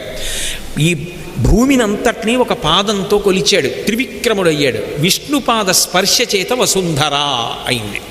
అటువంటి తల్లి నువ్వు మాకు అశ్వదాయి చగోదాయి. గోవు లేకపోతే ధర్మం నడవదు, ఆవు లేకపోతే, ఆవు పాలు లేకపోతే, ఆవు నెయ్యి లేకపోతే యజ్ఞం ఎలా చేస్తారు, ధర్మం ఎలా నడుస్తుంది? అందుకని గోదాయి ధనదాయి, మాకు ఏది ఎప్పుడు అవసరమో అవన్నీ ధనమే. అందుకే మీరు ధనమన్న మాట జాగ్రత్తగా అర్థం చేసుకోవాలి. ధనం అంటే రూపాయి కాసులు, ధనం అంటే కాగితాలు కాదు, అవి మన సృష్టి. రూపాయి కాగితం అనేది మనం సృష్టించాం. ఒక నాణ్యానికి ఇంత విలువ అన్నది మనం పెట్టాం. అది లక్ష్మీదేవి పెట్టలేదు. 10 రూపాయల కాగితాలు, 20 రూపాయల కాగితాలు ఆవిడ దగ్గర ప్రింటింగ్ ప్రెస్ పెట్టి ఆవిడ తయారు చేయలేదు. ఏది ధనము అంటే ధనమగ్నిర్ధనం వాయుర్ధనం సూర్యో ధనం వసు ధనమింద్రో బృహస్పతిర్వరుణం ధనమశ్నుతే. సూర్యుడు ఒక నెల్లాళ్ళు కనపడలేదు అనుకోండి, మీ దగ్గర ఎంత డబ్బు ఉంటే ఏం చేస్తారు? బట్టలు ఆరవు, అప్పడాలు తయారవవు, ఒడియాలు తయారవవు. అంతవరకు ఎందుకు? నీరు ఎక్కడదక్కడ నిలబడిపోయి సూర్యభగవానుడు లేకపోతే అనేక రకమైన క్రిములు పెరిగిపోయి వ్యాధులు వచ్చేస్తాయి. ఏది ధనం? ఆయన ఋతువులో ఎప్పుడు ఎలా ప్రకాశించాలో అలా ప్రకాశించడం. గ్రీష్మమునందు నీరు తాగేయాలి, వర్ష ఋతువునందు కురిపించేయాలి. ఆయన అలా కురిపిస్తేనే, అలా ఉంటేనే ఆరోగ్యం నిలబడుతుంది, లేకపోతే నిలబడదు. అందుకే ధనమగ్నిర్ధనం వాయుర్ధనం సూర్యో ధనం వసు. ధనం అంటే మనం సృష్టించుకున్న డబ్బు కాదు. లక్ష్మీ కటాక్షం, లక్ష్మీ వైభవం అంటే నాకు ఎంత వస్తుందండి వింటే అన్నది ధనం కాదు. ఇవన్నీ నీకు అనుకూలంగా ఉండి నువ్వు సుఖంగా ఉండడం ధనం, లక్ష్మి. అందుకే మమ మంగళదేవతాయా, మంగళదేవత అంటే సుఖమునిచ్చున్నది అని అర్థం. ఎన్ని ఉండి నీకు సుఖం లేకపోతే అది ఎలా లక్ష్మీ వైభవం అయింది? ఎన్నో ఉన్నాయి, నిద్ర పట్టదు. ఎన్నో ఉన్నాయి, ఆకలేదు. ఎన్నో ఉన్నాయి, తృప్తి లేదు. ఎన్నో ఉన్నాయి, అసలు మనసులో హెచ్చరిక లేదు, సంతోషంగా లేడు, ఆనందంగా లేడు. అప్పుడు నీకు ఎన్ని ఉన్నా నీకు ఎందుకు పనికొచ్చాయి అవన్నీ? పైగా ఇవన్నీ నేను వదిలేస్తాననడానికి కారణమవుతాయి. అప్పుడు మమ మంగళదేవతాయా, నీకు సుఖకారకములు కావాలి, అవి నీకు సంతోషాన్ని ఇచ్చేవి కావాలి. ఏవి నీకు సంతోషాన్ని ఇస్తున్నాయో అక్కడ అమ్మవారు నీకు మంగళదేవత అవుతోందని గుర్తు. తప్ప నీ సుఖమునకు కారణము కాకుండా నీకు వచ్చినవి ఏవి లక్ష్మీ కటాక్షము కాదు, లక్ష్మీ వైభవము కాదు. శాస్త్రాన్ని నమ్ముకున్నవాడిగా నేనంతే చెప్పగలను. నేను అలా చెప్పడానికి మొహమాట పడితే ఈ కుర్చీలో కూర్చుని మాట్లాడడం అనవసరం. కాబట్టి అమ్మా నువ్వు మాకు సుఖకారిణివి కావాలి. సుఖకారిణివి కావడానికి అశ్వదాయి చగోదాయి ధనదాయి మహాధనే ధనం మేర్జుషతాం దేవి సర్వకామార్థసిద్ధయే. మంచి మంచి ఆలోచనలు రావాలి, అవన్నీ జరగాలి. సర్వకామార్థసిద్ధయే పుత్ర పౌత్ర ధనం ధాన్యం హస్తస్వాజ గవే రథం. మాకు ఏనుగులు కావాలి, గుర్రాలు కావాలి, ఆవులు కావాలి, రథాలు కావాలి, కొడుకులు కావాలి, కూతుళ్ళు కావాలి, మనవలు కావాలి, అంటే దీర్ఘాయుర్దాయం కావాలి. ఇవన్నీ కావాలి. రోగం లేకుండా ఉండాలి, సంతోషంగా ఉండాలి. అది సుఖజీవనము. ఈ సుఖజీవన సిద్ధిని అడుగుతారు. అది లక్ష్మీ వైభవం. ఆవిడేం చేస్తుంది? తన చూపుల చేత అనుగ్రహిస్తుంది అన్నారు.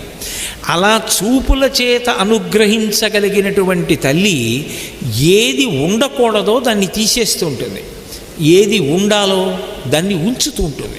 ఆ ఉంచడానికి కూడా ఒక క్రమం ఉంటుంది, ఆ క్రమంలో ఆవిడిస్తూ ఉంటుంది. అందుకే శంకర భగవత్పాదులు చేసినటువంటి కనకధారా స్తవం అమ్మవారిని ఉద్దేశించి చేసినట్టు కనపడుతుంది. కానీ దాన్ని జాగ్రత్తగా పరిశీలనం చేస్తే మనిషి ఎలా బ్రతకాలో అర్థమవుతుంది.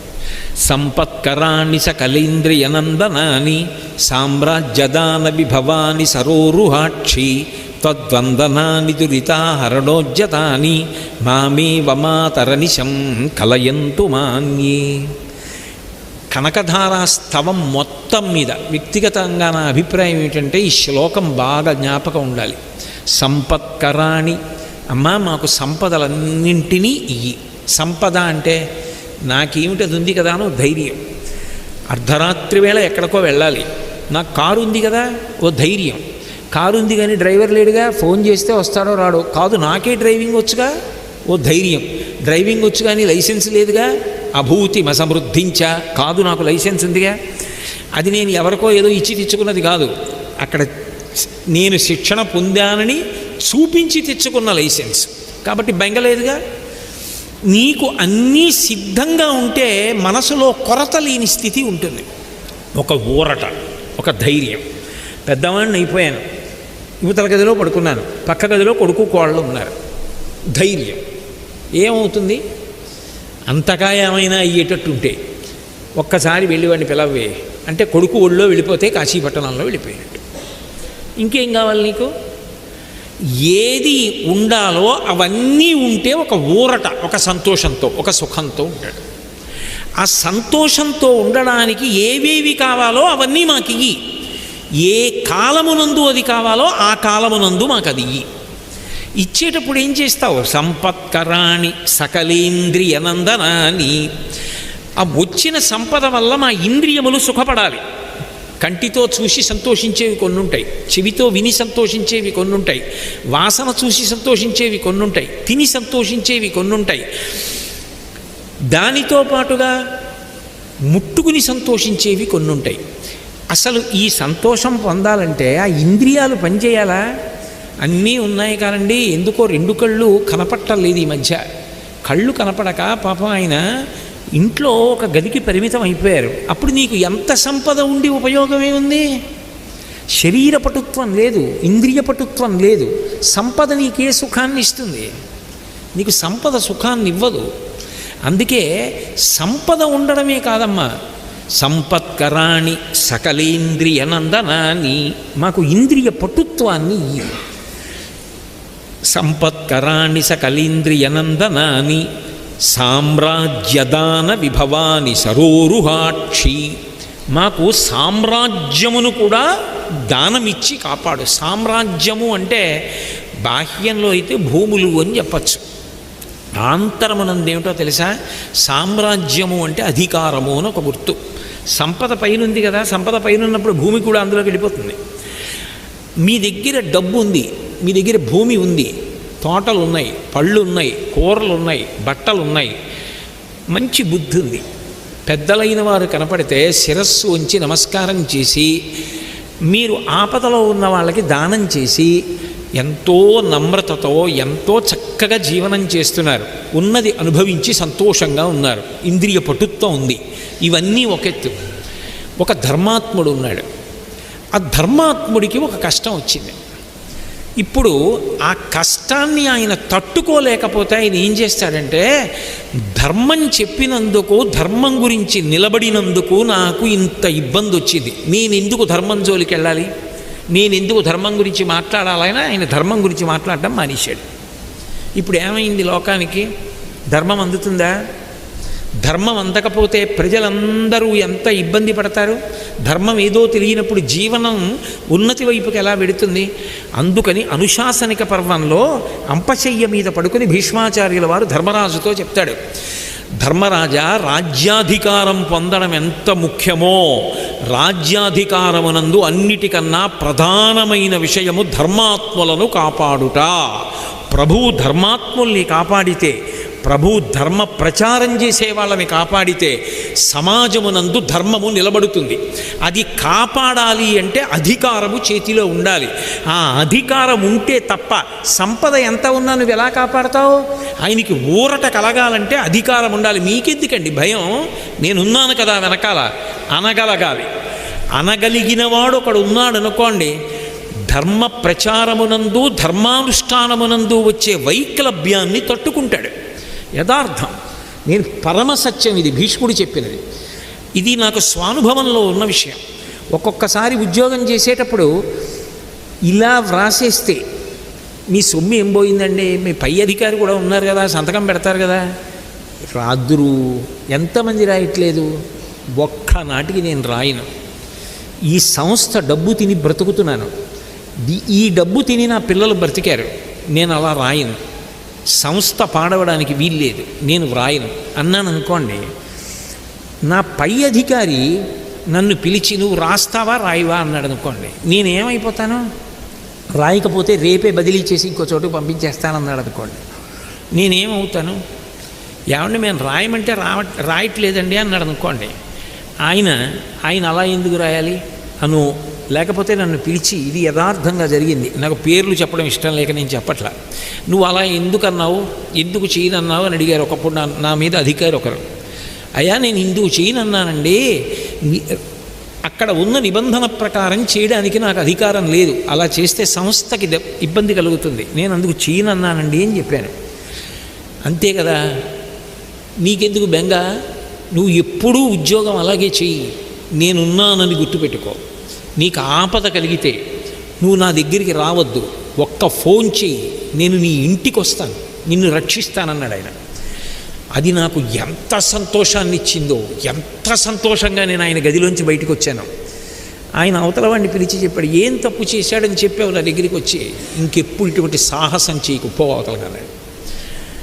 ధర్మాన్ని కాపాడడానికి అధికారం ఉండాలి, ధర్మ ప్రచారం చేసేవాణ్ణి కాపాడడానికి అధికారం ఉండాలి. అధికారము ఉండవలసిన వారి దగ్గర లేదనుకోండి, ధర్మం పోతుంది. ఆ ధర్మము రక్షింపబడడానికి నాకు అధికారం కావాలి. అందుకని అమ్మా నాకు సామ్రాజ్యము కావాలి. ఇది లక్ష్మీ వైభవం. అంటే లక్ష్మీ కటాక్షమును ఎందుకు కోరుతారంటే ధర్మ పరిరక్షణ కొరకు కోరుతూ ఉంటారు. అందుకని సంపత్కరాణి సకలేంద్రియనందనాని సామ్రాజ్యదాన నిరతాని సరోరుహాక్షి త్వద్వందనాని దురితాహరణోజ్యతాని. అమ్మా ఇంతే కాదు, పాపములు పోయేటట్టు చూడు. పాపములు పోయేటట్టు చూడు అన్నమాట ఎందుకు వచ్చింది మళ్ళీ లక్ష్మీ వైభవంలో అంటే, మీరు జాగ్రత్తగా గమనిస్తే శ్రీ సూక్తంలోనే ఒక మాట ఉంది అమ్మవారి గురించి, తాం మావహ లక్ష్మీం అనపగామినీం అని. లక్ష్మీం అనపగామినీం. అనపగామిని అన్న మాటకు అర్థం ఏమిటంటే, బాహ్యంలో చెప్తే ఏదో మాకు అనుగ్రహించి పూర్ణంగా అయ్యి అని ఒక అర్థం. ఆంతరమనందు వివేచన చేసి చూస్తే అర్థం ఏమిటంటే, మమ్మల్ని వెళ్ళిపోకూడని దారిలోకి వెళ్లకుండా కాపాడుతుండు, మంచి దారి వైపే నడిపిస్తుండు. ఎందుకని? లక్ష్మీ వైభవంలో ఒక పరిమితి ఒకటి ఉంటుంది జీవనమునందు, అది అహంకారాన్ని కల్పిస్తుంది. నాకు 4 పద్యాలు వచ్చనుకోండి, నేను 3 ప్రసంగాలు చేశాను అనుకోండి, నా అంతటి వాడెవడు? పుస్తకం లేకుండా ప్రసంగం చేశా కదా, 4 పద్యాలు చెప్పాను కదా, ఎంత గర్వం వచ్చేస్తుందో. నెత్తి మీదకి కళ్ళెక్కిపోయి ఇవన్నీ ఆ తల్లి అనుగ్రహం లేకుండా చేయగలనా? ఆమె పలకకపోతే పలకగలనా? ఈ మైకు నేను మాట్లాడకపోతే మాట్లాడగలదా? లోపల నుంచి ఆవిడ పలకకపోతే నేను పలకగలనా? ఆ పరిస్థితి పోతుంది. నా అంత వాణ్ణి నేననేటటువంటి గర్వం పెరిగిపోతుంది. 4 రూపాయలు ఉన్నాయనుకోండి, గర్వం వస్తుంది. రామకృష్ణ పరమహంస ఒకసారి రాచవీధిలో నిలబడితే శిష్యుడు అడిగాడు, అదేమిటండి ఇట్నుంచి రాజుగారు మొదపటేనుగు మీద పెడతారు, ఆ కన్నంలోంచి కప్పొకటి పైకొచ్చి కాలు ఎత్తుతోంది ఏమిటి అని అడిగారు. పరమహంస కళ్ళు మూసుకొని ధ్యానం చేసి ఆయన అన్నారు, ఈ మార్గంలో 1 గంట క్రితం ఒక వ్యక్తి వెళ్ళాడు, అతని లాల్చి జేబుకి కన్నం ఉంది, పావలా కాసు చిన్నది కదూ, అతను కదులుతున్నప్పుడు దొల్లి జేబు కన్నంలోంచి జారి కింద పడి కప్ప కన్నంలోకి వెళ్ళింది. కప్ప దగ్గర పావలా ఉంది ఇప్పుడు, అందుకని ఏనుగు మీద కాలెత్తిందన్నారు. అనపగామిని. ఆ వచ్చిన దానివల్ల నాకు గర్వం కలగకూడదు. భాగవతంలో దశమస్కంధంలో ఒక ఇతివృత్తాంతం ఉంది.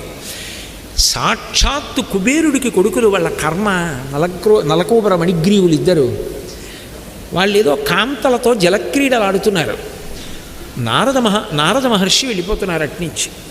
వెళ్ళిపోతుంటే వాళ్ళు స్త్రీలు స్నానం చేస్తున్న వాళ్ళు బయటికి వచ్చి గబగబా బట్టలు కట్టుకొని మహానుభావుడు బ్రహ్మజ్ఞాని వెడుతున్నాడని నమస్కారం చేశారు.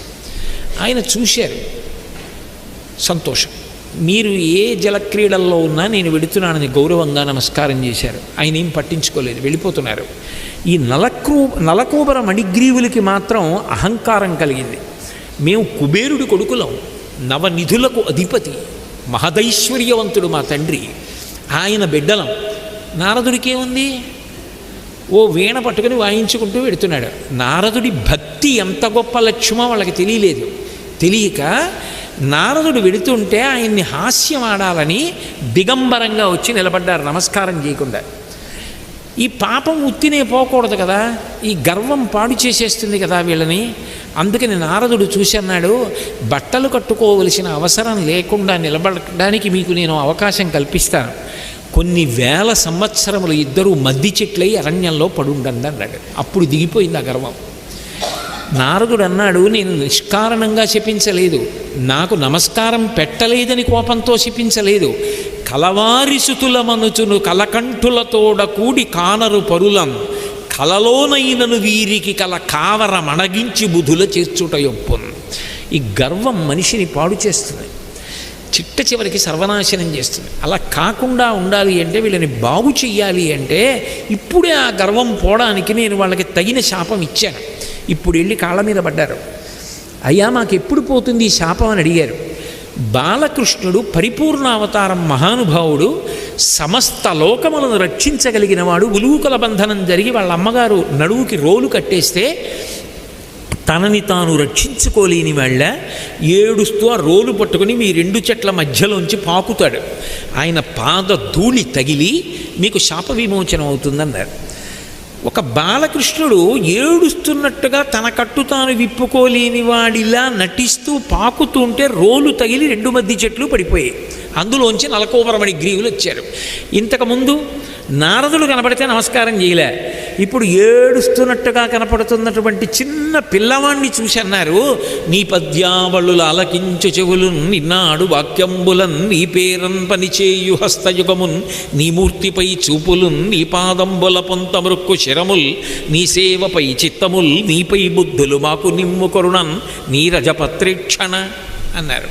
అన్నపగామినీం, అమ్మా నువ్వు మాకు ఈ సంపత్కరాణి సామ్రాజ్యదాన విభవాని అన్నీ అశ్వదాయి చగోదాయి ధనధాయి మహాధనే అన్నీ. కానీ నా అంతవాణ్ణి నేనని గుండెలు బాగా ముందుకు పెట్టి అతిశయంతో గర్వంతో నేను దారి తప్పిపోకుండా మాత్రం నువ్వు నన్ను కాపాడుతుండు అంటే లక్ష్మీ వైభవం అన్న మాటకు అర్థం ఏమిటి? కేవలం డబ్బులు వచ్చి పడిపోవడం లక్ష్మీదేవి యొక్క కటాక్షమని, కేవలం లక్ష్మీదేవి అంటే అదే పనిగా డబ్బులు ఇచ్చేస్తుందని శాస్త్రాల్లో చెప్పలేదు. మన యందు మంచి గుణములు పాత్రత కూడా అదే కాలమునందు పెరిగేటట్టుగా చెయ్యగలిగిన తల్లి ఎవరో ఆమె లక్ష్మీదేవి. అది ఆవిడ వైభవం. అందుకే ఆ తల్లి ఇవి అన్నీ ఇవ్వగలదు, అభేదతత్వంతో ప్రకాశిస్తూ ఉంటుంది ఆవిడ. అందుకే భగవంతుడు పెట్టిన వ్యవస్థలో ఆయన చెప్పినట్టు చెయ్యవలసిన అవసరం కూడా ఉంటుంది కదా. అందుకే శృత్యై నమోస్తు శుభకర్మ ఫలప్రసూత్యై. శృతి చెప్పినట్టుగా, శాస్త్రం చెప్పినట్టుగా బ్రతికిన వాడెవరు ఉంటాడో వాడు కాపాడబడతాడు. మీరు జాగ్రత్తగా పట్టుకుంటే జీవించడంలో శాస్త్రం చెప్పినట్టు బ్రతికిన వాడెవడో వాడే ధర్మాత్ముడు, భక్తుడు అన్న మాటకు అర్థం ఏమిటంటే, ఇన్ని బాహ్య చిహ్నాలు పెట్టుకున్నాడు, ఎంత పట్టుకొచ్చి రొట్ట పూజ చేశాడు, వీటికి ఎక్కువ ప్రాధాన్యతలు ఇవ్వలేదు శాస్త్రాలు. దీనికి ఎక్కువ ప్రాధాన్యత ఇచ్చాయంటే ఎలా బ్రతుకుతున్నాడు, ఏది ఆచరిస్తున్నాడు అన్నదానికే పెద్దపీట. రామాయణంలో రామచంద్రమూర్తి ఒక మాట అంటారు, ఒకడు చాలా ధర్మాత్ముడు, ఒకడు భక్తి తత్పరుడు అని చెప్పవలసి వస్తే దేన్ని ప్రమాణం చేసుకుంటారు అంటే, వీరం కులీనమకులీనం వా వీరం పురుషమానినం. వాడు ఎంతటి మహావీరుడు కానివ్వండి, ఎక్కడ పుట్టినవాడు కానివ్వండి, ఏది చదివినవాడు కానివ్వండి, కానీ కులీనమకులీనం వా వీరం పురుషమానినం చారిత్రమేవ వ్యాఖ్యాతి శుచిం వా యది వా శుచిం. వాడు మంచివాడు, భక్తుడు, ధర్మాత్ముడు అని దేని చేత నిర్ణయిస్తారంటే ఆయన ఎలా బ్రతుకుతున్నాడు అన్నదాన్ని బట్టి నిర్ణయిస్తారు. సమాజమునకు తెలియకపోవచ్చు, పరమేశ్వరుడికి తెలియకపోవడం అన్నది ఉండదు. శుచిం వా ఎదివా శుచిం, నువ్వు శుచివా కాదా నీ బ్రతుకుని బట్టి చెప్తారు. నువ్వు ఎలా బ్రతుకుతూ ఉంటావు, నీ ఆచరణ ఏమిటి, నువ్వు ఏది పాటిస్తావు, అదే పరమేశ్వరుడికి నిర్ణయం. అందుకే భీష్మాచార్యులు వారు అంపశయ్య మీద పడుకుని అంటాడు, ఆచార ప్రభవో ధర్మ. ధర్మం అంటే నేర్చుకుని నోటితో చెప్పింది కాదు, నువ్వు తెలుసుకున్నదేదో అది ఆచరిస్తే ధర్మం. ఆచరించడం మానేసి నాకు అన్నీ తెలుసండి నేను అందరికీ చెప్తానంటే అంటే పరోపదేశ వేళాయాం సర్వే వ్యాసపరాశరాహ. ప్రవచనం చేయమంటే నా బోటిగాడు ఎంతైనా చేస్తాడు, ఆచరించడం గొప్ప. ఆచరించనప్పుడు ఎందుకు ఆ ప్రవచనాలు, అది ఏమిటి, దానివల్ల ఉపయోగం ఏమిటి? ఆచరణ కావాలి. అందుకే సీతమ్మ సుందరకాండ పారాయణ చేయండి అంటారు. సుందరకాండలో సీతమ్మ గుండెల్లో శూలంతో గుచ్చినట్టు ఒక ప్రశ్న వేసింది రావణాసురుణ్ణి. ఇహ సంతో నవాసంతి సతోవా నానువర్తసే తదాహి విపరీతాతే బుద్ధిరాచారవర్జిత అని అడిగింది. నీకు ఇక్కడ చెప్పేవాళ్ళు లేరా, చెప్పినా వినవా, నీకు తెలియదా, ఎక్కడొచ్చింది సమస్య? నీకు తెలియదనుకోవడానికి లేదు, నువ్వు వేదం చదువుకున్నావు, నీకు సమస్త శాస్త్రములు తెలుసు, కానీ బుద్ధి ఆచారవర్జిత, నువ్వు దాన్ని పాటించవు. పాటించని వాడికి భగవద్ అనుగ్రహం ఉండదు. అందుకే 10 తలలు ఉన్నాయనుకుంటున్నావేమో, రాముడి చేతిలో తెగిపోతాయి. బుద్ధి మార్చుకో, ఆచరించడం నేర్చుకో. ఆచరణ లేని నాడు నువ్వు బ్రతకవంది. వినలేదు, ఒక తల ఉన్నవాడి చేతిలో 10 తలలు తెగిపోయి, రాముడు ఎన్ని కష్టాలు రానివ్వండి, తాను మాత్రం ధర్మం తప్పలేదు. రామో విగ్రహవాన్ ధర్మ, ధర్మము అంటే ఆచరించుట. ధ్రియతేవా జనైరితి ధర్మం, తెలుసుకుని ఆచరించినది ఏదో అది ధర్మం. నేను ఆచరించను, అది ధర్మం కాదు. తెలుసుకుని ఆచరించాడు, పరదేవత మహాప్రసన్నురాలవుతుంది, ఎంతో సంతోషిస్తుంది. ఆ సమయానికి నువ్వు ఎంత పాటించగలవో అంత పాటించడం మీద నీకు అనురక్తి ఉండాలి. అది పాటించలేకపోతే అసలు అది ధర్మమే కాదు, ఆయనకి ఆచారము లేదు. సదాచారం దురాచారం అంటారు. అందుకే సదాచార తత్పరుడు కాడు, ఆచారము లేనివాడు ధర్మాత్ముడు కాడు. ధర్మాత్ముడు కానివాని యందు ఈశ్వరుడి యొక్క అనుగ్రహము ప్రసరించదు. అందుకనమ్మా మాకేం కావాలో తెలుసా? శృత్యై నమోస్తు శుభకర్మ ఫలప్రసూత్యై. ఇది శుభకర్మ, ఇది పుణ్యం, ఇది చెయ్యాలి అని ముందు మాకు తెలిసి ఉండాలి. అది మాకు తెలియాలంటే శాస్త్రం తెలియాలి. శాస్త్రం తెలిసన్నా ఉండాలి, శాస్త్రం తెలిసున్నవాడి మీద గౌరవం అన్నా ఉండాలి. అందుకే శ్రద్ధావంతుడైతేనే లక్ష్మీదేవి అనుగ్రహానికి పాత్రుడన్నారు. శ్రద్ధావంతుడు ఎవరని అడిగారు. శ్రద్ధావాన్ లభతే జ్ఞానం అని కదా భగవద్గీత. ఎవరు శ్రద్ధావంతుడు అన్నారు. శ్రద్ధ ఉన్నవాడు. శ్రద్ధ ఏది అని అడిగారు. అంటే శంకర భగవత్పాదులు భాష్యం చేస్తూ శాస్త్రస్య గురువాక్యస్య సత్యబుద్ధ్యావధారణ సా శ్రద్ధా కలితా సిద్భి యా వస్తూపలభ్యతే అన్నారు. గురువుగారు ఒక మాట చెప్పారు, నువ్వు దాని మీద ఇక వితర్కం చేయకూడదు. గురువు చెప్పినది శాసనం, ఇతరులు చెప్పినది సలహా. అందుకే గురువుని అనుగమించడం చాలన్నారు, గురువుగారి వెంట వెళ్ళడం చాలు. గురు శుశ్రూషని మించింది లేదు అన్నారు. రామచంద్రమూర్తి అంతటి వాడు ఆ తాటకని సుబాహుణ్ణి చంపేసి మారీచుణ్ణి మానవాస్త్రంతో కొట్టేసిన తర్వాత రాముడు పిలిస్తే వెళ్ళి నిలబడి చేతులు కట్టుకొని, మహానుభావుడు అంత గొప్పవాడు, అంత రాక్షస సంహారం చేసిన వాడు కూడా గురువుగారి దగ్గరికి వెడితే అన్నాడు, హే బ్రహ్మన్ కింకరవు సముపస్థితవు ఆజ్ఞాపయ యథేష్టం వై శాసనం కరవామకిం అన్నాడు. హే బ్రహ్మన్, గురువుగారు మీరు చెప్తే సలహా కాదు, మీరు చెప్తే శాసనం. గురువు చెప్పినది శాసనం. గురువు చెప్తే అందులో తిరుగులేదు, అది సత్యం. నేను పాటించాలని ఎవడు నమ్మాడో వాడు శ్రద్ధావంతుడు.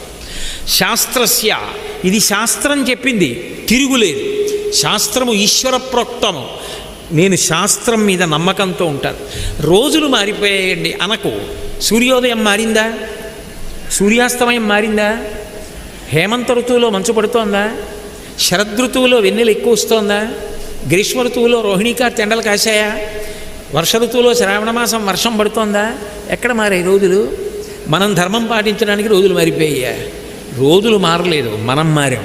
ధర్మం పాటించడానికి ఇష్టపడక సౌకర్యంగా ఆవును చంపేయడానికి ఆవుకి కుక్క అని పేరు పెట్టి చంపేయడం ఎలాంటిదో రోజులు మారిపోయాయని చెప్పి ధర్మం మానేయడం అలాంటిది. నేను ధర్మాచరణ చెయ్యలేకపోతున్నాను, క్షమించమని ఈశ్వరుని అడుగు, ఏ దోషం లేదు. అయ్యా ఇవాళ నేను ఇది చెయ్యలేకపోయానని చెప్పు, తప్పు లేదు. రోజులు మారిపోయి నేను ఎక్కడ చేస్తానని బుకాయించవద్దు. బుకాయిస్తే రావణుడు అవుతాం, ఒప్పుకుంటే రాముడు అవుతాం, అంతే తేడా. కాబట్టి శాస్త్రస్య గురువాక్యస్య సత్యబుద్ధ్యావధారణ సాశ్రద్ధా కిలితా సిద్భి యయా వస్తూపలభ్యతే. వాడికి ఎప్పుడేం కావాలో అవి లభ్యమవుతాయి. కాబట్టి తల్లి మాకేమి ఇవ్వాలో తెలుసా? ఇది లక్ష్మీ వైభవం. అమ్మా మాకు అదయ్యి. ఏది? శృత్యై నమోస్తు శుభకర్మ ఫలప్రసూత్యై. మాకు వేదము ఎలా చెప్పిందో, శాస్త్రం ఎలా చెప్పిందో, పెద్దలు ఎలా చెప్పారో, గురువులు ఎలా చెప్పారో దాన్ని నమ్మి ఆచరించగలిగినటువంటి ధైర్యాన్ని ఇయ్యి. ధైర్యం అన్నమాట అన్నారేడు మీరు అంటారేమో. కంటికి కనపడుతుంటే ఎదురుగుండా ఓ తప్పు పని చేసేసి ప్రయోజనాన్ని పొందేయడం తేలిక. కానీ తప్పు చెయ్యొద్దు, ఈశ్వరుడు కాపాడతాడనడానికి నమ్మకం ప్రధానం. అది ఎప్పుడో జరుగుతుంది. ఇది కళ్ళ ముందు కనపడుతోంది, తప్పు చేస్తే ప్రయోజనం. అయినా చెయ్యనని నిలబడడానికి ధైర్యం కావాలి. ఆ ధైర్యం నాకు ఇయ్యమ్మ. అప్పుడు నేను చేశానని అడ్డుపెట్టి నాకు ఫలితాన్ని అనుగ్రహించమ్మా. మనిషిని మనిషిలా బ్రతకడం నాకు నేర్పు తల్లి. అది లక్ష్మీ వైభవం. శృత్యై నమోస్తు శుభకర్మ ఫలప్రసూత్యై రత్యై నమోస్తు రమణీయ గుణార్ణవాయై. నువ్వు రతివై, రతి సౌందర్యంతో మాకు గుణములను అనుగ్రహించు. రతి అంటే, రతి అన్న మాటకు అర్థం ఏదో మన్మధుడి భార్యనో, లేకపోతే రతి అంటే వేరొక రకమైనటువంటి అన్వయమో కాదు. రతి అన్న మాటకు అర్థం ఏంటంటే అనుభవము అని. ఇప్పుడు ఒక పని చేస్తాం, ఆ పని యందు ఒక అనుభవం ఉంటుంది. మీరు ఇంతసేపు ప్రవచనం వింటారు, విన్న తర్వాత నేను మంగళం చెప్తాను, కాసేపు ఆగి మీరు లేచి వెళ్ళిపోతారు. వెళ్ళిపోయిన తర్వాత మీ యందు ఒక అనుభవము సిద్ధిస్తుంది. ఆ అనుభవము మీకు తప్పు గుణములను కల్పించేది కాకూడదు. నిజమే, మేము విన్నాం, ఆయన చెప్పిందంతా పుల్లైనా ఒక్క మంచి మాట ఉంది, ఆ మంచి మాట పట్టుకోవాలి సుమా అని అనుకున్నారనుకోండి, అప్పుడు అమ్మవారు మీకు ఒక మంచి అనుభవాన్ని ఇస్తోందని గుర్తు. రచ్చై నమోస్తు రమణీయ గుణార్ణవాయై. అది మాకి ఆ అనుభవాలన్నీ ఏం చేయాలి? మంచి గుణములు కల్పించేవి కావాలి. గుణము అంటే మీలో ఉన్నటువంటి భావము అభివ్యక్తమైతే గుణముగా తెలుస్తుంది. మీకు బాగా తేలిగ్గా అర్థం అవ్వాలంటే ఒక ఉదాహరణ చెప్తే తెలుస్తుంది. నేను దేవాలయానికి వెళ్ళి ఏదో అష్టోత్తర శతనామావళితో పూజ చేయించుకుందాము, ఒక కొబ్బరికాయలు, పువ్వులు, అరటిపళ్ళు అన్నీ పట్టుకెడదామని చెప్పి జేబులో 500 రూపాయలు పట్టుకుని వెడుతున్నాను. వెడుతుంటే ఓ స్త్రీ కూర్చునింది, ఓ పిల్ల కూర్చునుంది. ఆ పిల్ల అమ్మని గట్టిగా కౌగిలించుకొని, అమ్మ 3 రోజుల నుంచి అడుగుతున్నాను అన్నం పెట్టమని, అన్నం లేదు, మంచినీళ్ళు తాగమంటున్నావు, ఇవాళ నాకు మంచినీళ్ళు తాగితే వాంతి అయిపోయి కళ్ళు తిరుగుతున్నాయమ్మా, ఏం కనపట్టం లేదు, వినపట్టం లేదు, నాకేమైనా పెట్టమని కొట్టి ఏడుస్తోంది తల్లిని. నాకొకటి ఉంటే కదే నీకు పెట్టడానికి, నా పరిస్థితి అంతకన్నా దారుణంగా ఉందని తల్లి ఏడుస్తోంది. ఇప్పుడు నువ్వు గుళ్ళోకి వెళ్ళి పూజ చేయించుకుంటావా, పక్కన ఉన్నటువంటి దుకాణంలోకి వెళ్ళి ముందు తొందరగా 4 రొట్లు, 2 మంచినీళ్ళ సీసాలు, ఏవో 2 పళ్ళు తీసుకొచ్చి తర్వాత గుళ్ళోకి వెళ్ళి ఈశ్వరార్చన చేస్తా. అమ్మవారు నన్నేం కొట్టేది, ముందు ఆమెని బిడ్డని రక్షించడం ప్రధానం అని పట్టికెళ్ళి ఆమెకిచ్చి ముందు తినండి, ఇద్దరు కూర్చుని గబగబా తినండి, మంచినీళ్ళు తాగండి అంటావా? నువ్వు అలా అనగలిగితే నీ యందు ఉన్న దయా అన్న గుణము ప్రకటనమైంది. అసలు ఆ గుణము లోపల ఉంటే కదా అప్పుడు ఆ పని చేయడం. అసలు అది లేనినాడు నువ్వు ఆ పని ఎందుకు చేస్తావు? ఆ పని చెయ్యాలి అంటే అంతకు ముందే ఉండాలి. దయని ఎందు ఉండడానికి ఏవి లోపలికెళ్ళాలో అవి వెళ్ళి ఉండాలి. అంటే కళ్ళతో మంచి విషయాలు చూసి, చెవులతో మంచి విషయాలు విని, నాలుకతో సాత్విక పదార్థాలు తిని, అటువంటివి చేస్తే ఇంద్రియముల గుండా మంచి విషయములు లోపలికెడితే మంచి మంచి ఆలోచనలు వస్తే, నీ బుద్ధి సాత్వికంగా ఉంటే ఆపదలో ఉన్నవాడిని ఆదుకోవడానికి నువ్వు సిద్ధపడతావు. గుణముగా ప్రకటనమైంది. నాకు ఆ స్థితి కావాలి. నేను వేదం ప్రకారం నడవాలి. నా యందు మంచి గుణములు నిండాలి. అందుకే పెద్దలు 3 సోపానములు చెప్తారు. నువ్వు మిగిలినవన్నీ ఎలా ఉన్నాయి ఇవి గుర్తుపెట్టుకో అని చెప్తారు. జీవితం 3వ మెట్టు మీద పరిసమాప్తమైపోవాలి. ఎందుకనంటే 3 అంకె మనకి సత్యానికి గుర్తు. త్రిర్దదామిన సంశయ అంటాడు జనక మహారాజు. నేను 3 మాటలు చెప్తున్నాను, ఇస్తాను ఇస్తాను ఇస్తాను. ఎవరికి? సీతమ్మని రామచంద్రమూర్తికి, ఊర్మిళని లక్ష్మణస్వామికి. 3 మాటలు అంటే నిశ్చితార్థం. 3 మాటలు చేస్తే ఆచమనం. స్థూల సూక్ష్మ కారణ శరీరాలు, భూత భవిష్యత్ వర్తమాన కాలాలు. ఓం శాంతి శాంతి శాంతి. 3 ముళ్ళు మంగళసూత్రానికి. 3 సత్యానికి పర్యాయపదం. 3 సత్యానికి పర్యాయపదం కాబట్టి అమ్మా నేను నీ దగ్గర ఒక ప్రతిపాదన చేస్తున్నాను. నేను ఏది చేస్తున్నా 3 సోపానములను జీవితంలో దాటి 3వ మెట్టు మీద నిలబడగలిగితే నేను జీవితంలో సిద్ధి పొందినట్టు. ఏది? మొట్టమొదటి స్థాయిలో ఇతరులు సుఖపడుతుంటే నువ్వు వారి సుఖాన్ని చూసి సంతోషించడం నేర్చుకోవాలి. అది పెద్ద కష్టమే ఉందనిపిస్తుంది, కానీ యథార్థానికి ఎవరో ఒకళ్ళ పిల్లాడికి ఉద్యోగం వచ్చిందనుకోండి, మంచి ఉద్యోగం, నెలకి 1,50,000 జీతంటండి అన్నారనుకోండి, ఉన్న దేశంలోటేటండి ఎక్కడికి వెళ్ళక్కర్లేదుట, పదవీ విరమణ చేసే వరకు ఈ దేశంలోనే ఉండొచ్చుట, ఇంకా పెరుగుతుందిట, నెలకి 1,50,000 అన్నారనుకోండి, అబ్బా ఎంత అదృష్టవంతుడు రావురే అబ్బాయి అని నేను గబగబా ఓ కొత్త బట్టల జత కొని ఆ పిల్లాడికి పట్టుకెళ్ళి ఇచ్చి ఆశీర్వచనం చేసి వాడిని కౌగిలించుకొని, ఒరేయ్ నువ్వు పడ్డ కష్టం ఫలించిందిరా అని వాళ్ళ నాన్న 2 చేతులు పట్టుకొని సంతోషించి నేను ఇంటికి వచ్చి నా కొడుకు ఉద్యోగం వచ్చినంత ఆనందపడిపోయాను అనుకోండి, అవతల వారి సుఖం నా సుఖం అనుకుని సంతోషించా. కానీ నా బోటిగాడికి అదంత తేలికే. మా అబ్బాయికి వచ్చిన మార్కులతో పోలిస్తే వాడికి ఏమి వచ్చాయి, ఎలా ఇచ్చేసారు వాడికి అంత ఉద్యోగం, ఉత్తిది ఎవరితోనో చెప్పించి ఉంటాడు అంటే అవతలవాడి సుఖంలో నువ్వు సుఖాన్ని పొందలేకపోతున్నావు. అసలు మనిషిగా అక్కడే ఓడిపోయాడు. ముందు అది సాధన చెయ్యి. ఇంకోటి సుఖపడితే నువ్వు సుఖపడినంత సంతోషించడం నేర్చుకో. తర్వాత మాట చూద్దాం. తర్వాత ఇంకొకటి దుఃఖంలో పిలవకపోయినా పాలు పంచుకో. వాడు కష్టంలో ఉన్నాడు, నిన్నొచ్చి అడగక్కర్లేదు, అయ్యా మీరు కష్టంలో ఉన్నారట, నేను ఈ ఉపకారం అయితే నేను చేసి పెట్టగలను, నన్ను ఏమైనా చేసి పెట్టమంటారా అని నువ్వు చేయగలిగిన ఉపకారం చెయ్యడానికి నువ్వు సిద్ధపడడం నేర్చుకో. ఇతరుల కష్టంలో పాలు పంచుకో.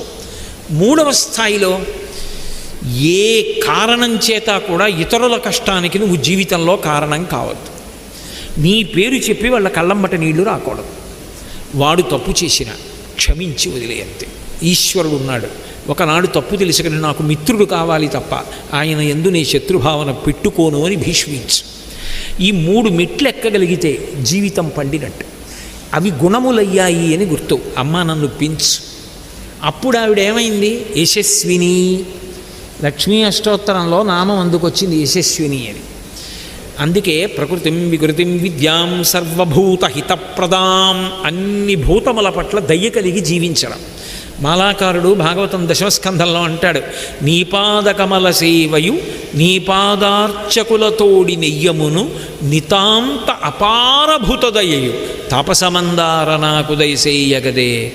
సమస్త భూతముల పట్ల ప్రేమ కలిగి ఉండడం, ఆర్ద్రత కలిగి ఉండడం. అసలు మనిషి మనసు ఆర్ద్రమైతే తప్ప భగవంతుడు అనుగ్రహించాడు. తనంత తాను ముందు తడితో మెత్తన కావాలి, స్పందించగలగాలి. ఇతరుల కష్టానికి తాను విచలితుడు కావాలి. బాధపడడం కనీసం రావాలి. బాధపడడం వస్తే కష్టపెట్టడం పోతుంది. రామాయణం రాయడానికి ఎవరిని అనుగ్రహించలేదు. వాల్మీకి మహర్షి మధ్యాహ్నం వేళ తమసానది స్నానానికి వెడుతుంటే అక్కడ వేట కోసం వచ్చినటువంటి ఒక వ్యక్తి బాణం తీసి క్రౌంచమిథునం, ఆడపక్షి మగపక్షి భోగిస్తుంటే గురి చూసి మగపక్షిని కొట్టాడు. మగపక్షి కింద పడిపోతే ఆడపక్షి ఏడుస్తుంటే తానే ఆడపక్షి అయిపోయినంత బాధపడిపోయి యత్క్రౌంచమిథునాధీకం అవధీహి కామమోహితం అని శ్లోకం చెప్పారు. ఆ వేటాడిన వ్యక్తి బహుకాలము జీవించకుండుగాక. మధ్యలో పక్షిని కొడితే ఈయనెందుకు శాపం ఇవ్వడం అంటే ఆ బాధ తన బాధ అనుకున్నారు. అంత ఆర్ద్రత కలిగిన వాడికి తప్ప రామాయణం రాసే అధికారం లేదు. అప్పుడు బ్రహ్మగారు వచ్చి వరం ఇచ్చారు, నువ్వు ఆచమనం చేస్తే రామకథ నీకు లోపల కనపడుతుంది, ఇప్పుడు రామాయణ రచన చేయమన్నారు. అంటే నరుడి కథ చెప్పే ముందు అసలు నరుడిగా బ్రతకడం నీకు రావాలి అది చెప్పింది రామాయణం. కాబట్టి సర్వభూతహితే రతాః. అప్పుడు ఏమవుతుందని అడిగారు. ఇది నేర్చుకుంటే జీవితంలో ప్రకృతిం వికృతిం, అందుకే లక్ష్మీదేవి నామాల ప్రారంభం ఫలితంతో మొదలయ్యాయి. ప్రకృతి అంటే అనేకము కనపడుతుంటాయి. వీళ్ళందరూ ఆడవాళ్ళు, వాళ్ళందరూ మగవాళ్ళు, వాళ్ళందరూ పిల్లలు, ఇది సభ, ఇది శ్రీకాకుళం, నేను కాకినాడలో ఉంటాను, నేను కోటేశ్వరరావు, ఆయన శివశంకర శర్మ గారు, ఇలా రకరకాలుగా కనపడుతూ ఉంటే ప్రకృతి.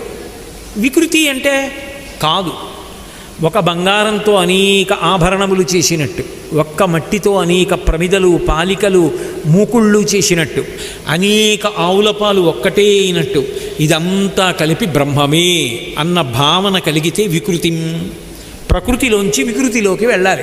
ఆ ప్రకృతిలోంచి వికృతిలోకి వెళ్ళడానికి సర్వభూతహితే రతాః. అన్ని భూతముల పట్ల నీకు ముందు ఆ కారుణ్యం ఉండాలి. అది ఏ తల్లి ఇస్తోందో ఆవిడే లక్ష్మీదేవి, అది వైభవం.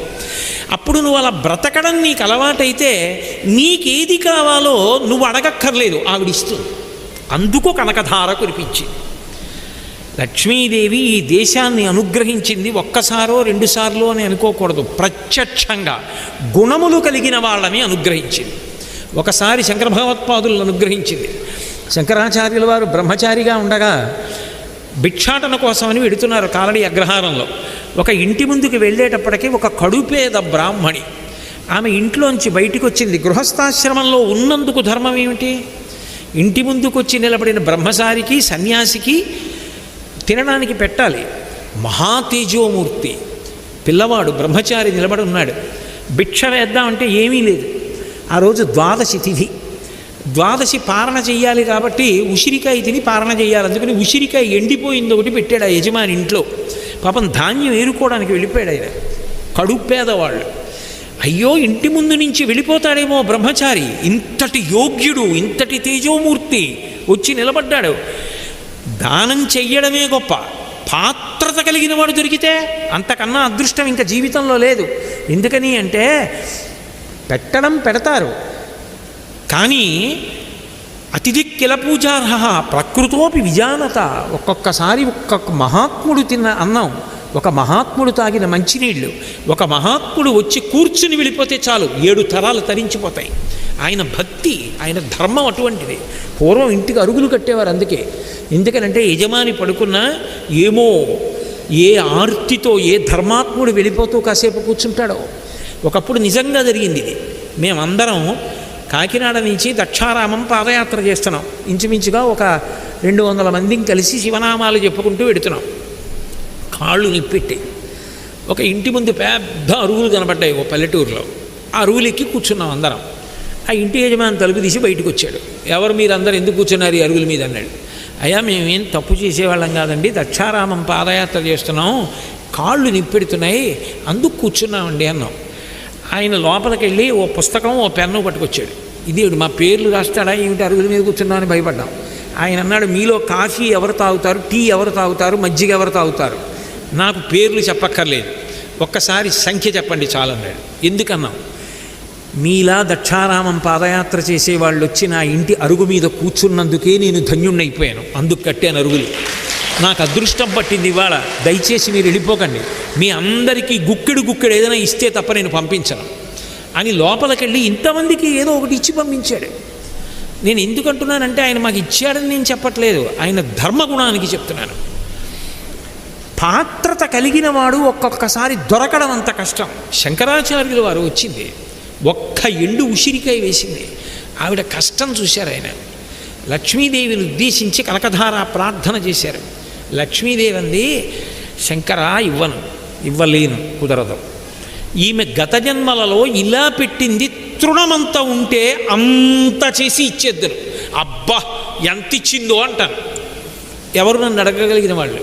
శ్రీశైలేషు భజింతునో యభౌ కాంచీనాథు సేవింతునో కాశీవల్లభు కల్వబోధన మహాకాళేషు పూజింతునో నా శీలం అడువైన మేరువణుచున్ రక్షింపవే నీ కృపా శ్రీ శృంగార విలాసహాసవలచే శ్రీకాళహస్తీశ్వర అంటాడు దుర్జటి. అలా ఇంత చేసి ఉంటే ఇచ్చేద్దను. అసలు ఆవిడ పెట్టిందే లేదు గత జన్మలో, నేనేమిమ్మంటావని అంటే ఆయన అన్నారు, దద్యా దయానుపవనో ద్రవిణాంబుధార అస్మిన్న కించన విహంగ శిశవిషణ్ణే దుష్కర్మ ఘర్మమపనీయ చిరాయ దూరం నారాయణ ప్రణయినీ నయనాంబువా.